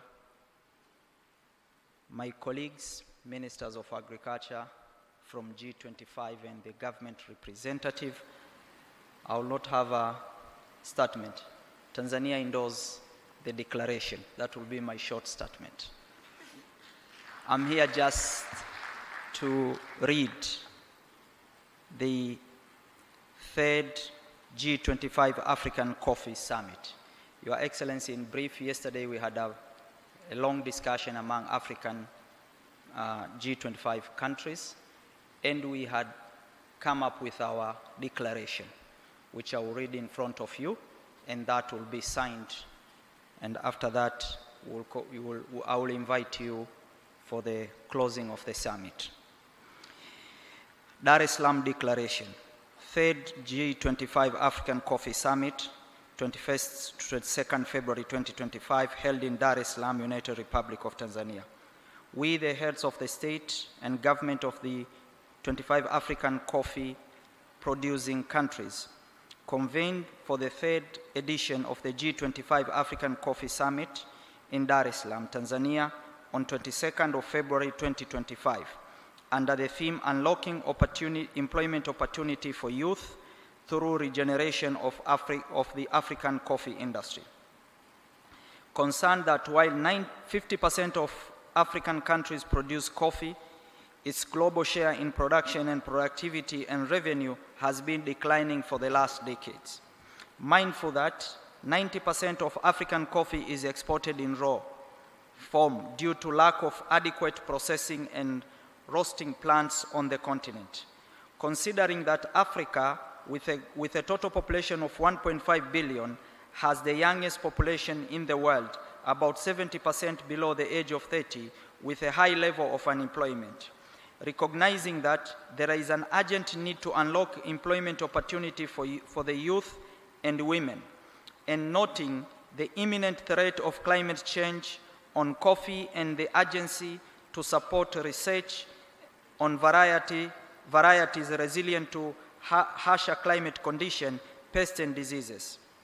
Considering that coffee has been adopted as a strategic commodity in the African Union Agenda 2063 at the 37th Heads of State Assembly, which met at the African Union in Addis Ababa in February 2024. The Inter-African Coffee Organization is a specialized agency of the African Union for Coffee, and the African Continental Free Trade Agreement, established in 2018, provides an instrument to trade between African countries without tariff to boost sustainable economic growth on the continent. Agreed to, 1, support research in coffee value addition to enable innovation and development of new products, generate new technologies on best agronomic practice, development of new varieties with high yield, best quality, resilient to harsher climatic conditions, pests and diseases. 2, support investment in value addition of coffee and its product and promote domestic coffee consumption. Have at least 50% of African coffee production roasted and traded inside the continent by 2035. Innovate and adopt new technology tools in the coffee value chain. Request that the African Union represent the Inter-African Coffee Organization in negotiation with the European Union in connection with the change of EU regulatory framework, such as the EUDR and any other changes in the European regulation. Meaning, EU and any other organization globally should not make a decision on coffee without involving the African Union and the African continent. IACO member countries facilitate the establishment of centers of excellency for coffee and an African Center for Coffee Research. African governments support initiatives to increase domestic coffee consumption, and African governments empower their nationals to go into public-private partnership to invest in coffee value addition locally. We undertake to organize the G25 African Coffee Summit every 2 years. The 4th G25 African Coffee Summit will be organized in 2027 in Ethiopia, Addis Ababa. Endorsed in Dar es Salaam, this 22nd day of February 2025. I thank you all.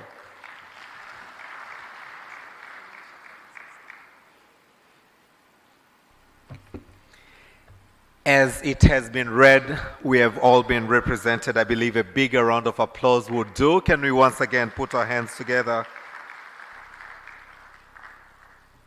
Your Excellency, allow me now to invite for the signing ceremony, as you are to witness, Honorable Prosper Dodiko, the Chairman of IACO and the Minister of Agriculture from Burundi. As he comes, let's put our hands together for him. After the signing, I will request that the brass band will also receive as we witness the signing. Excellency, distinguished delegates, ladies and gentlemen, what we are witnessing right now is Honorable Hussein Bashe, the Minister of Agriculture, and Honorable Prosper Dodiko, the Chairman of IACO, signing the Dar es Salaam Declaration.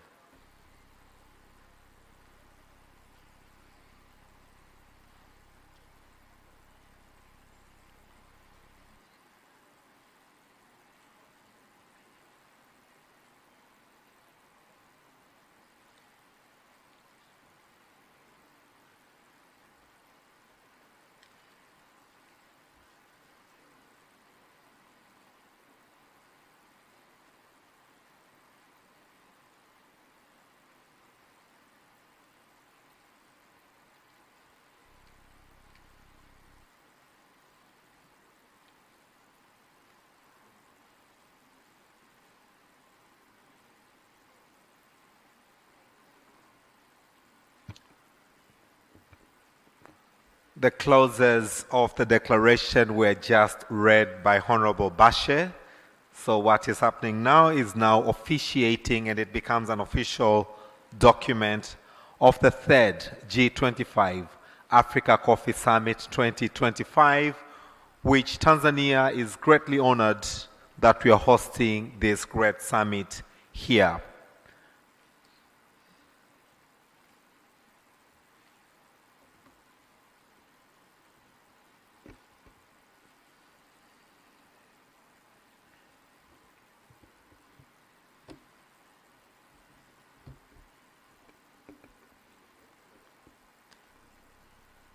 Can we all please put our hands together?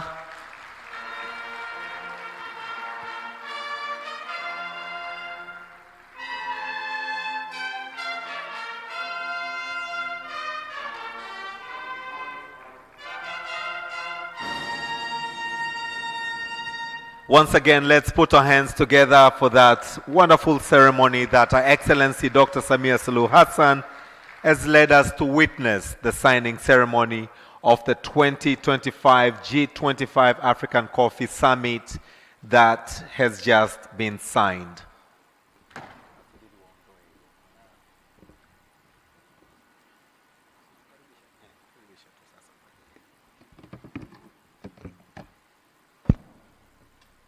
Your Excellency, the President of United Republic of Tanzania, without wasting much of your time, we thank you very much for the participation of this event. And let me take this opportunity now to welcome you. Karibu mama ili uweze kuongea na sisi. Asante sana.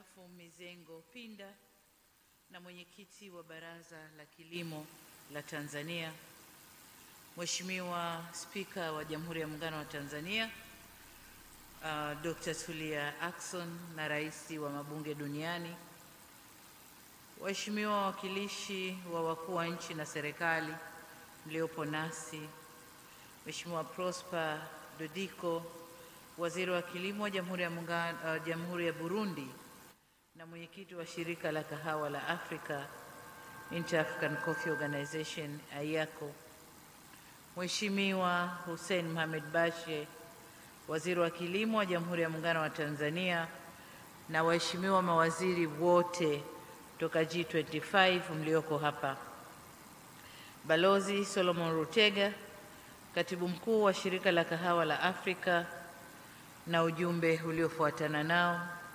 waheshimiwa wabunge wote mliopo hapa, makatibu wakuu, mkuu wa mkoa wa Dar es Salaam na wakuu wa mikoa inayozalisha kahawa hapa Tanzania mliopo nasi hapa, mabalozi na wawakilishi wa mashirika ya kimataifa, wawakilishi wa wakulima na wanaushirika wa kahawa mliopo nasi, wadau wote wa kahawa mliopo, ndugu waandishi wa habari, nataka nitambue itifaki yote iliyotambulishwa hapa, mabibi na mabwana.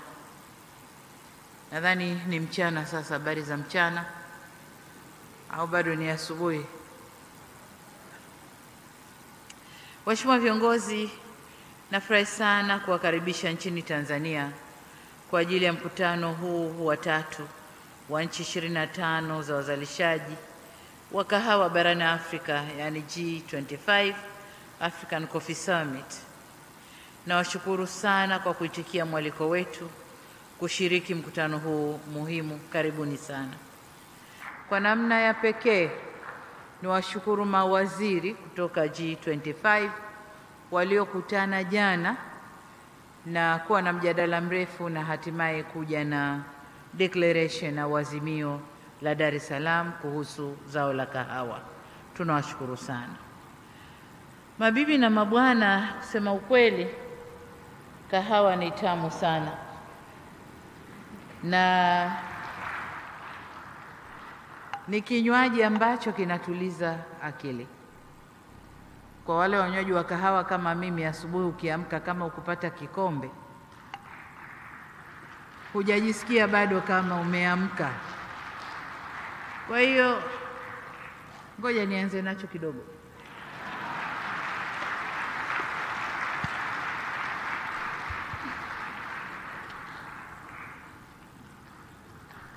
Sasa akili imekaa sawa. Lakini niseme kwamba takwimu zote zinaonyesha kwamba kila siku watu wanakunywa vikombe vya kahawa takriban bilioni 3 dunia nzima. Na tunaposema vikombe, kuna vile vikombe kama hiki ambacho nimetumia hapa, kuna kikombe cha kawaida tunachokijua, lakini kwa sisi tuliofundishwa kahawa udogoni, tulifundishwa kwenye vikombe vidogo vile vya kahawa. Kwa hiyo vote ni vikombe bilioni 3 kwa siku duniani.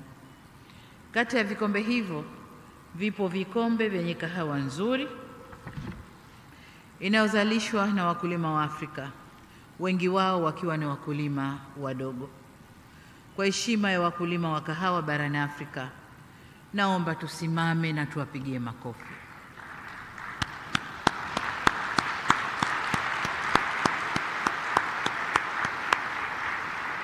Asanteni sana. Tukae.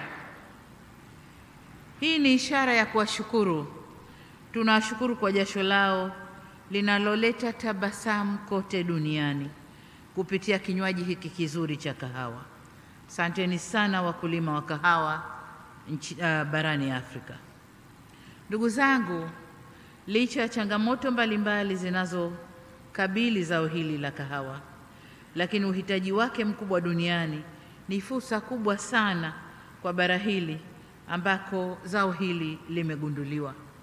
Nilikuwa namsikiliza naibu waziri mkuu wa Ethiopia na historia ya kugundulika kwa zao la kahawa, alituambia mbuzi ndo alianza kula hayo matunda na yakamchangamsha akawa anarukaruka kama amewin lottery. Nikasema kwa hiyo sote tumekuwa mbuzi sasa. Lakini tumshukuru yule mbuzi kwa kutugundulia kinywaji hiki kizuri.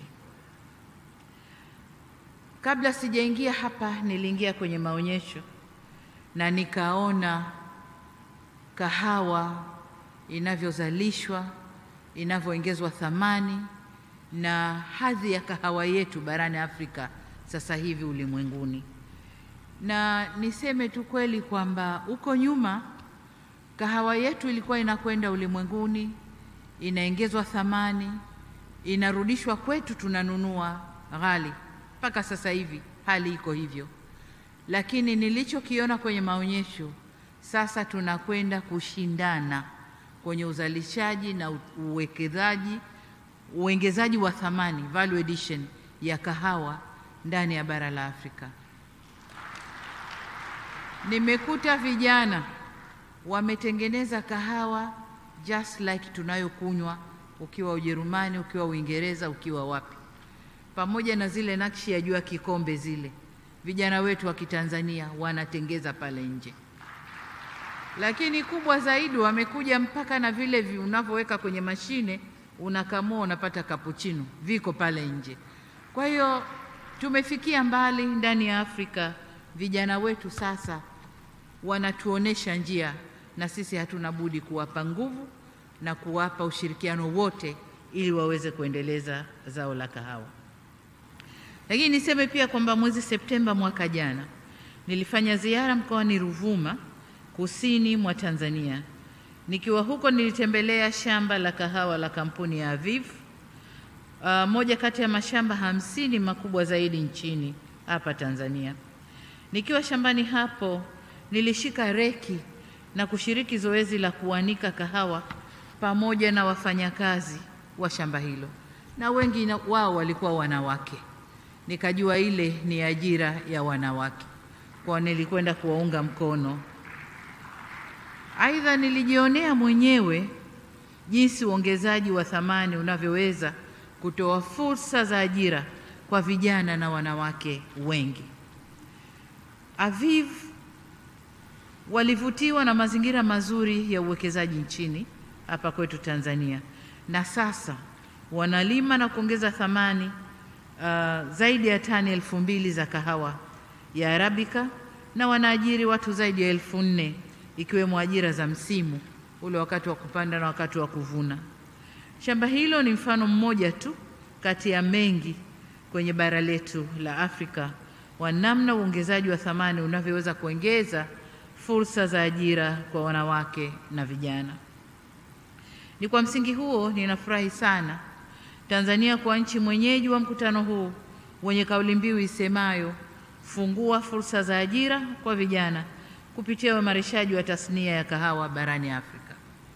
Lakini nilipokuwa kwenye maonyesho pia nilifika kwenye banda la mkoa wa Mara, mkuu wa mkoa na Kagera. Ni Kagera, mkuu wa mkoa yuko hapa. Na katika banda lile nimekuta program ya vijana. Tanzania tuna mradi mkubwa tunaita BBT, Build Better Tomorrow for Youth. Kwa hiyo nimekuta program kubwa ya mkuu wa mkoa, ametengeneza ardhi ya kutosha, amewapa vijana 300, kila kijana eka moja, anawapa seedlings, anawapa mbolea, amechimba visima kwa ajili ya irrigation, amewapa kila kitu. Kwa kazi ya vijana wale ni kupanda, kulea miche, kupalilia na kuja kuvuna baadaye na kufaidi matunda yale. Hii ndiyo njia ya kuwashirikisha vijana kwenye zao la kahawa. Sasa tuko tayari kufundisha nchi nyingine mpango huu wa BBT ili vijana wengi zaidi wa Kiafrika waweze kuingia kwenye uzalishaji wa zao la kahawa.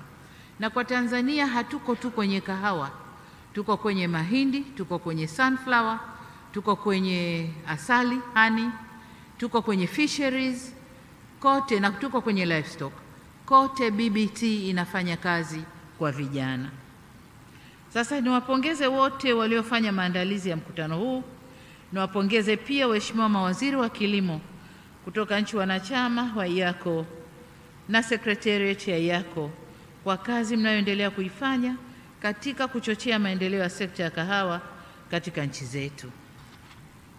Waheshimiwa viongozi, pamoja na jitihada tunazozifanya kuinua sekta hii, bado kama walivyosema mawaziri mbalimbali na naibu waziri mkuu wa Ethiopia, sekta hii bado inakabiliwa na changamoto ambazo baadhi zimekwisha tajwa na wazungumzaji walionitangulia.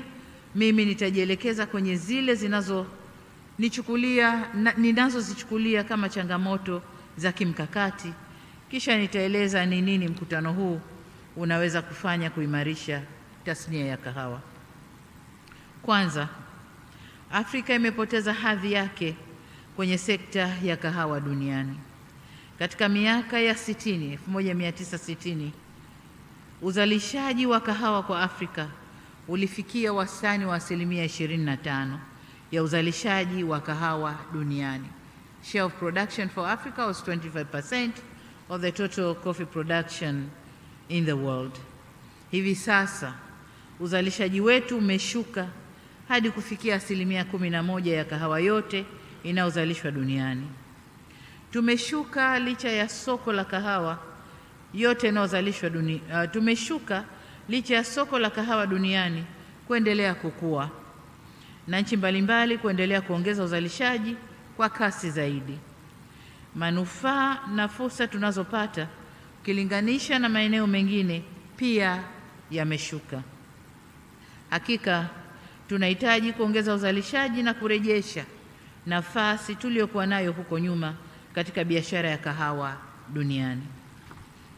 Lakini moja katika sababu iliyosababisha tushushe uzalishaji Afrika imetajwa na wasemaji wengi kwenye endorsement statements zao kwamba ni kupanda na kushuka, fluctuation ya bei ya kahawa yenyewe.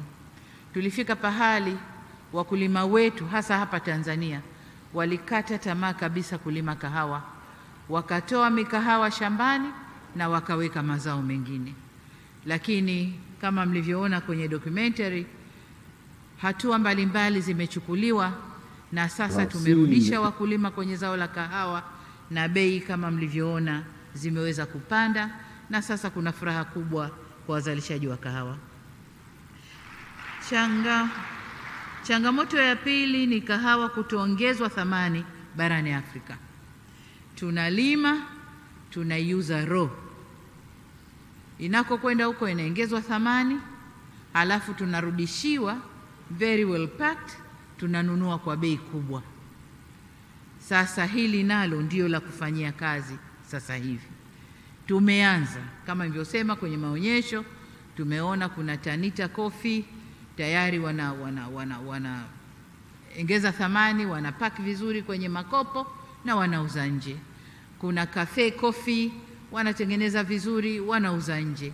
Kuna maeneo kama matatu, kuna Amza na yeye naye anapack vizuri na anauza nje. Kwa hiyo tumeanza, lakini bado serikali zetu zinataka kufanya jitihada kubwa, zinatakiwa kufanya jitihada kubwa kuwapa nguvu wazalishaji na wanaongeza thamani ili wafanye kahawa zinazoshindana ulimwenguni na waweze kuuza nje kwa kiasi kikubwa.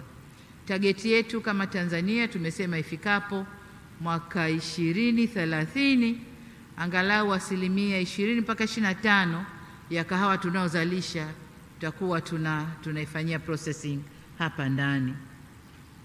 Sasa hii ina athari kubwa hii ya kwamba tunauza raw kahawa nje. Tunasafirisha kazi pia za vijana wetu, kwa sababu tunaowapelekea wanakwenda kuajiri vijana wao, wanapata kazi. Sisi tunabakia tu vijana wetu wanakimbia mashamba, kwa sababu kazi ya kulea mikahawa na kuchuma kahawa, kuianika mpaka ikauke, nayo ni ngumu kabla kupata teknolojia ya kukauchia na kufanyia mambo mengine. Kwa vijana walikuwa wanakimbia mashambani. Sasa hivi tunavyowarudisha, hatuna budi kuweka nguvu na kufanya sekta ya kahawa ikue na tuweze kuwa washindani kule duniani. Nilisema ile ya kupeleka kahawa nje ina athari kubwa, kama alivyotukumbusha mzee wetu Rais Yoweri Museveni wa Uganda kwenye mkutano uliopita wa jukwaa hili uliofanyika Kampala, kwenye mnyororo wa thamani wa kahawa duniani unaokadiriwa kufikia dola za Marekani bilioni 500. Afrika inaambulia asilimia 0.5 ya bilioni 500 ya biashara ya kahawa duniani, yaani takriban dola za Marekani bilioni 2.5. Kwa maneno mengine, zaidi ya asilimia 90 ya mapato yanayotokana na kahawa inayozalishwa katika bara la Afrika inakwenda nje ya bara letu la Afrika. Wazalishaji ni sisi, lakini faida inakwenda kwengine, na sisi tunabakia Afrika kama shamba tu, kwamba kuna watu kule wana shamba lao Afrika, kazi yetu ni kuwalimia, kuwavunia, tuwapelekee wafanye processing alafu waturudishie, kama tunavyofanya kwenye pamba na mazao mengine. Kwa hiyo hii inabidi tuitazame vizuri kama Waafrika na lazima tubadilike. Changamoto hii ni ya kimkakati. Kwa hiyo sioni namna tunaweza kutatuliwa bila maamuzi yetu na jitihada zetu za pamoja kama hivi tunavyofanya. Changamoto ya tatu ni kiwango kidogo cha biashara baina ya nchi za Afrika zenyewe. Licha ya kundi letu hili kuwa wazalishaji wakubwa wa kahawa na zaidi ya asilimia 90 ya kahawa hiyo kusafirishwa nje ya Afrika, ukweli pia ni kuwa zipo nchi kadhaa barani Afrika ambazo ni waagizaji wakubwa wa kahawa ndani ya Afrika yetu, lakini trading haifanywi kati ya nchi zetu za Kiafrika. Trading ni kwamba nchi za Afrika tunazalisha, tunapelekea matajiri, wanaongeza thamani, wana process, alafu nchi zetu za Afrika zinaagiza kutoka kule kwa wingi sana. Hasa hapo tumepoteza fursa nzuri sana ya kiuchumi ndani ya bara letu. Ni vyema tukakaa na kufikiria jinsi ya kuzalisha kahawa, kuiongezea thamani na tukauziana baina yetu. Sasa hapa kama Waafrika, lile azimio letu la biashara huru kwa Afrika, hapa lazima tusimame vizuri, tulifanyie kazi na tuweze kuuziana wenyewe ndani ya bara la Afrika. Nchi za Afrika zinazoagiza kahawa yao kutoka nchi za nje au nje ya bara la Afrika takriban magunia milioni 12.3, sawa na asilimia 12 ya kahawa yote iliyoongezewa thamani duniani.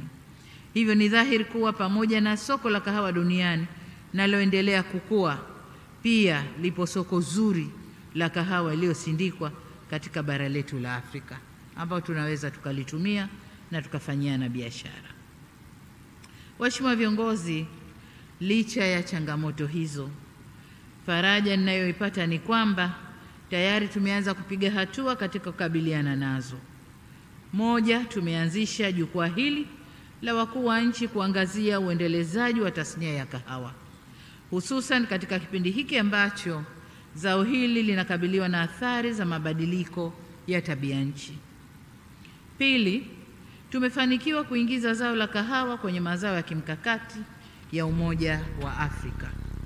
Hizi ni hatua muhimu katika kuanza kurejesha hadhi ya Afrika kwenye tasnia ya kahawa, na huu ni mwanzo tu. Tuna mengi ya kufanya ili kweli kurudisha hadhi yetu katika uzalishaji wa zao la kahawa. Sasa katika kuendelea kukabiliana na changamoto nyinginezo, tunahitaji dira na mkakati ya kurejesha hadhi ya zao la kahawa barani Afrika. Ninaamini jukwaa hili lililoanzishwa kwa ajili ya kutuwezesha kuunganisha nguvu katika kukabiliana na changamoto zinazotukabili katika sekta ya kahawa barani Afrika ni nyenzo sahihi ya kutufikisha huko tunakotaka kwenda. Ni kwa msingi huo napendekeza tuadhimie kuwa ifikapo 2035 nusu ya kahawa inayozalishwa barani Afrika iongezewe thamani hapa hapa Afrika kabla ya kuuzwa ama ndani au nje ya nchi. Pamoja na kwamba declaration imeshasainiwa, lakini hii nadhani itapata nafasi kwenye hiyo declaration. Kwa nini ninasema hivi? Nasema hivi kwa sababu takwimu zinatuonesha kuwa manufaa zaidi ya zao hili yapo kwenye mnyororo wa thamani mzima kuliko uzalishaji. Kwenye uzalishaji pesa ni ndogo sana. Nilikuwa nazungumza na kijana wangu wa Cafe Coffee, akaniambia mahesabu yake. Anaponunua, kuzalisha, kununua na kuanza processing, gharama yake inakwenda kama $5 kabla hajaanza processing. Anapofanya processing na kupaki vizuri kwenda kuuza, pack moja ya kama nusu kilo anakwenda kuuza kwa 60,000 shillings, ambao ni mara mbili sijui ya fedha gharama ya kwanza ile ambayo inakwenda kwa mkulima. Yeye ame add value, ame process, ameweka packing, anauza mara mbili ya gharama ya mkulima aliyetoka jasho kulima, kupalilia, kumaintain shamba, kuvuna, kukausha mpaka akamuuzia yeye. Yeye anapata mara mbili zaidi. Na vivyo hivyo wenzetu ndio wanavyopata zaidi kuliko sisi tunaolima. Kwa hiyo faida hiyo gap lazima ibakie hapa Afrika. Lakini pamoja na uzalishaji wa kahawa, pamoja na kahawa iliyosindikwa, kuna bidhaa nyingine ambazo zinatokana na zao hili. Na nilipokuwa kwenye maonyesho pale, nimeona kwa mara ya kwanza Aviv wamechukua maganda ya kahawa, wameya process, na sasa sijui wanaita, kuna jina wanaita Kasmara tea kama hivi, na wanasema hiyo chai inapendwa sana huko nje. Kwa hiyo badala ya ile tulivyokuwa tukifanya maganda ya kahawa, tukisha kuvuna tunabangua, tuna process, tunauza mbegu za kahawa au zile ya mbegu za kahawa, alafu maganda tunayatupa, yanaoza, yanakuwa mbolea shambani. Sasa hivi maganda yale yale yanakuwa processed, yanakuwa byproduct nyingine ndani ya zao la kahawa. Kwa hiyo tuna kazi na tuna faida kubwa tutakapoweza kuongeza thamani vizuri kwenye zao la kahawa. Lakini tunaweza kupata pia mbolea kwa yale mabaki yatakayobaki baada ya kutoa hilo zao la chai. Lakini pia kahawa ni vipodozi. Sasa hivi ukiangalia mitandao, kila mrembo au kila mwenye kampuni ya urembo, zao la kwanza kahawa, la pili asali, la tatu maziwa. Wanasema changanya paka usoni, sugua mwilini, utakuwa nyororo. Kwa hiyo kahawa ni kipodozi pia. Ni kipodozi pia. Lakini wengine waliofanya research zaidi wanazalisha mpaka dawa za wadudu kutokana na mabaki ya kahawa.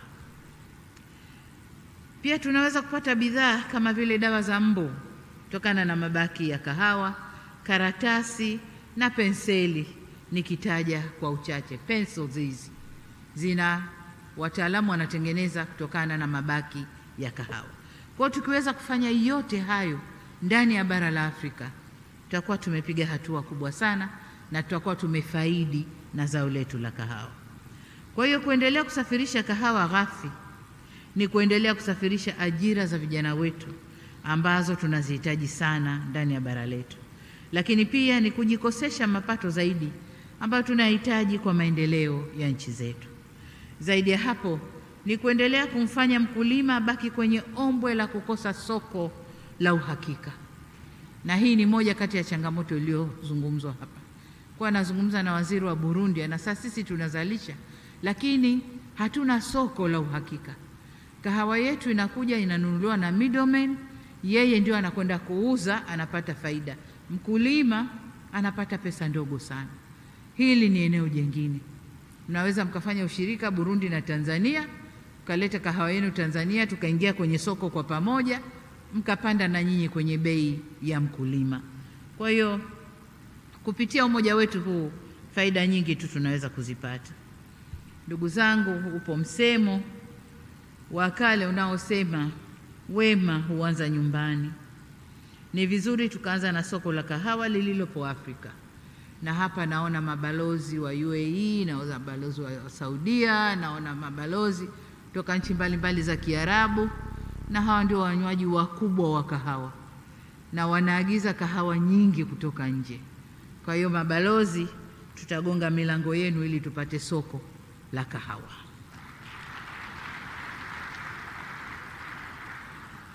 Kwa upande mwingine, kama nchi wanachama wa Umoja wa Afrika, tuharakishe utekelezaji kamili wa mpango wetu kama nilivyosema wa AfCFTA, ili ile soko huru la Afrika, ili zao la kahawa nalo lipate kuingia kwenye yale mazao ambayo yamepata nafasi ya kuingia kwenye soko hilo. Sasa ili maazimio yetu yawe na ufuatiliaji mzuri, ni vyema Secretariat ya yako iweke utaratibu wa kuandaa ripoti ya utekelezaji, progress report, wa makubaliano tutakaoyafikia hapa Dar es Salaam, lakini si tu ya Dar es Salaam, ya Uganda. Mwaka jana au mwaka juzi au sijui mwaka jana tumekubaliana nini na tumetekeleza nini. Azimio la Dar es Salaam, kuna number of agreements zimefikiwa hapa. Tutakapo kwenda Ethiopia 2027, lakini kabla Ethiopia kuwe na progress reports zinatoka, tunakwendaje, tunafikiaje. Hivyo ndivyo tutaweza kutekeleza vizuri maazimio tunayoyafikia. Vinginevyo yatakuwa ni maazimio na pale kwenye makabati yetu hayana utekelezaji. Kwa hiyo niombe sana Secretariat ichangamke kwenye reporting, lakini evaluation and monitoring pia ya yale tuliyokubaliana. Ndugu viongozi, ni wazi kwa uwepo wa soko la uhakika utarahisisha kazi ya kuchochea uzalishaji zaidi wa kahawa.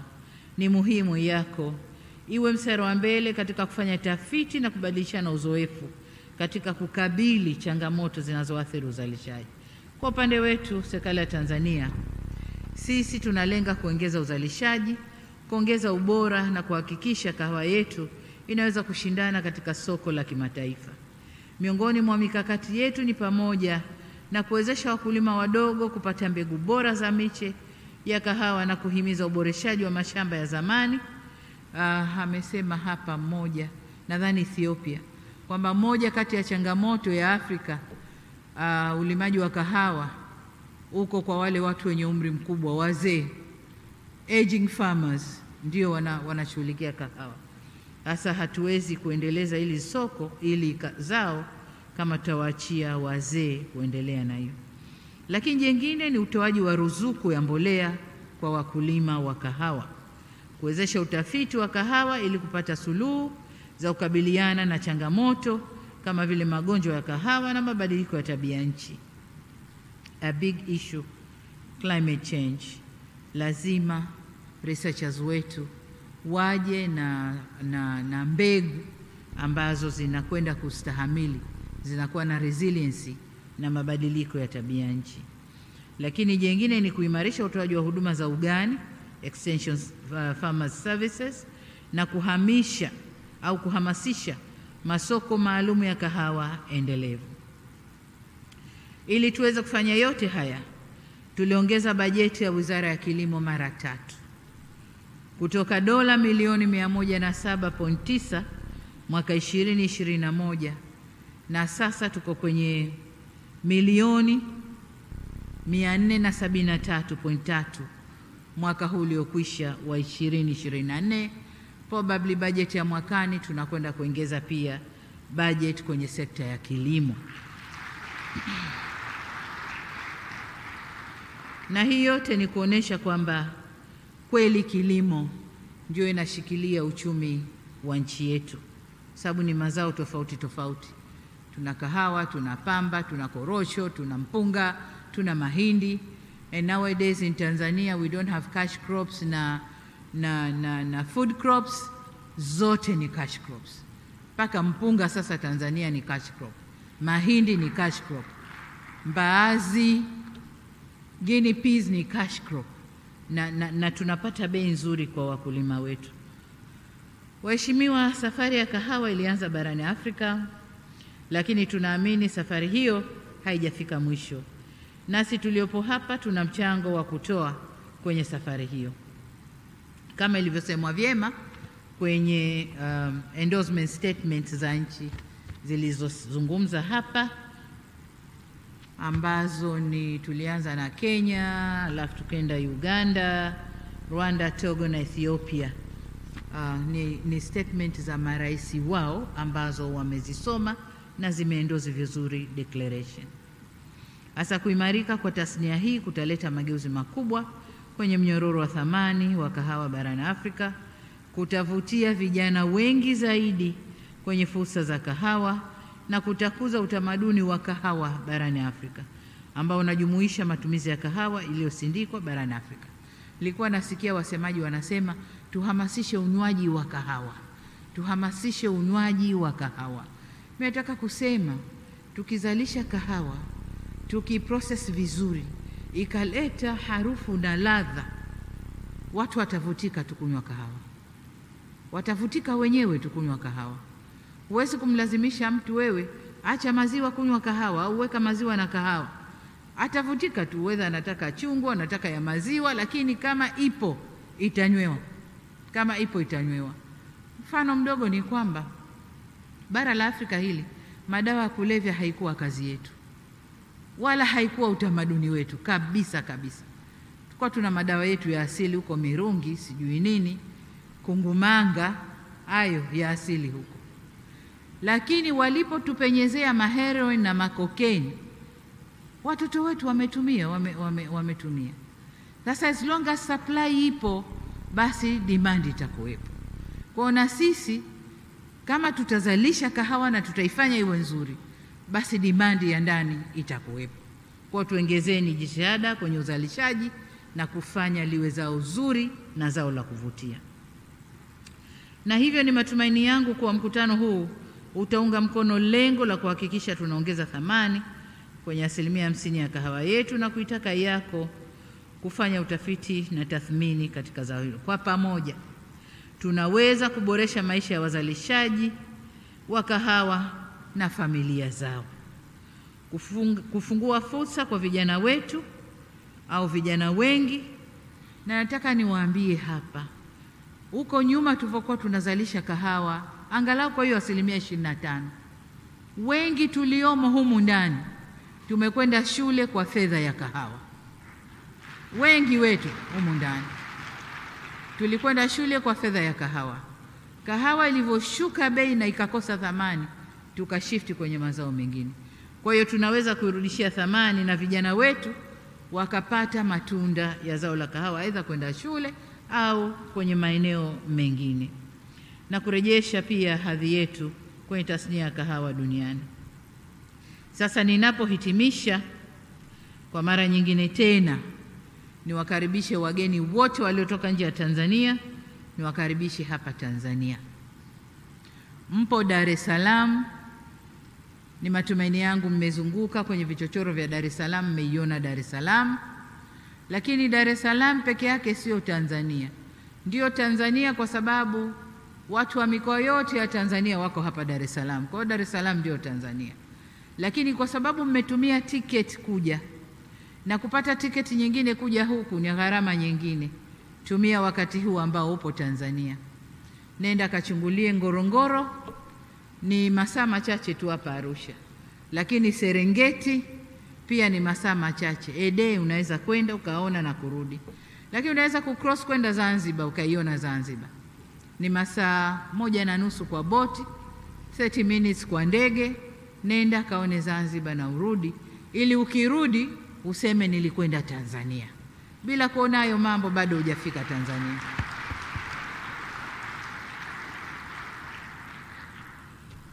Sasa baada ya kusema hayo, niseme kwamba mkutano huu wa summit wa zao la kahawa kwa nchi 25 za Afrika sasa umefungwa rasmi, lakini niwatakie pia mkutano mwema. Nimeambiwa mikutano inaendelea, private sector inaendelea, lakini na wale researchers and scientists wanaendelea. Kwa hiyo niwatakie mikutano mema ya private sector na ule mkutano wa scientists kwenye zao la kahawa. Niwatakie na nyinyi majadiliano mema. Baada ya kusema hayo, niwatakie pia Ethiopia matayarisho mema ya mkutano wa 4 wa G25 wa zao la kahawa. Baada ya kusema hayo, ni muombe Mwenyezi Mungu aibariki Afrika yetu, Mwenyezi Mungu aibariki Tanzania, na asanteni sana kwa kunisikiliza. Asanteni sana.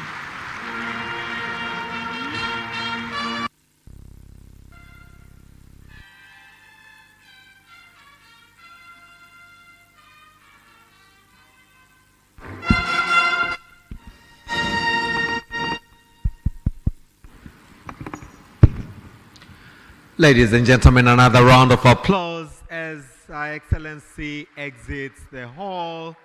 Brass bands, naomba mtuongoze sasa kumsindikiza mgeni wetu rasmi. Let's put our hands together for Our Excellency Dr. Samia Suluhu Hassan.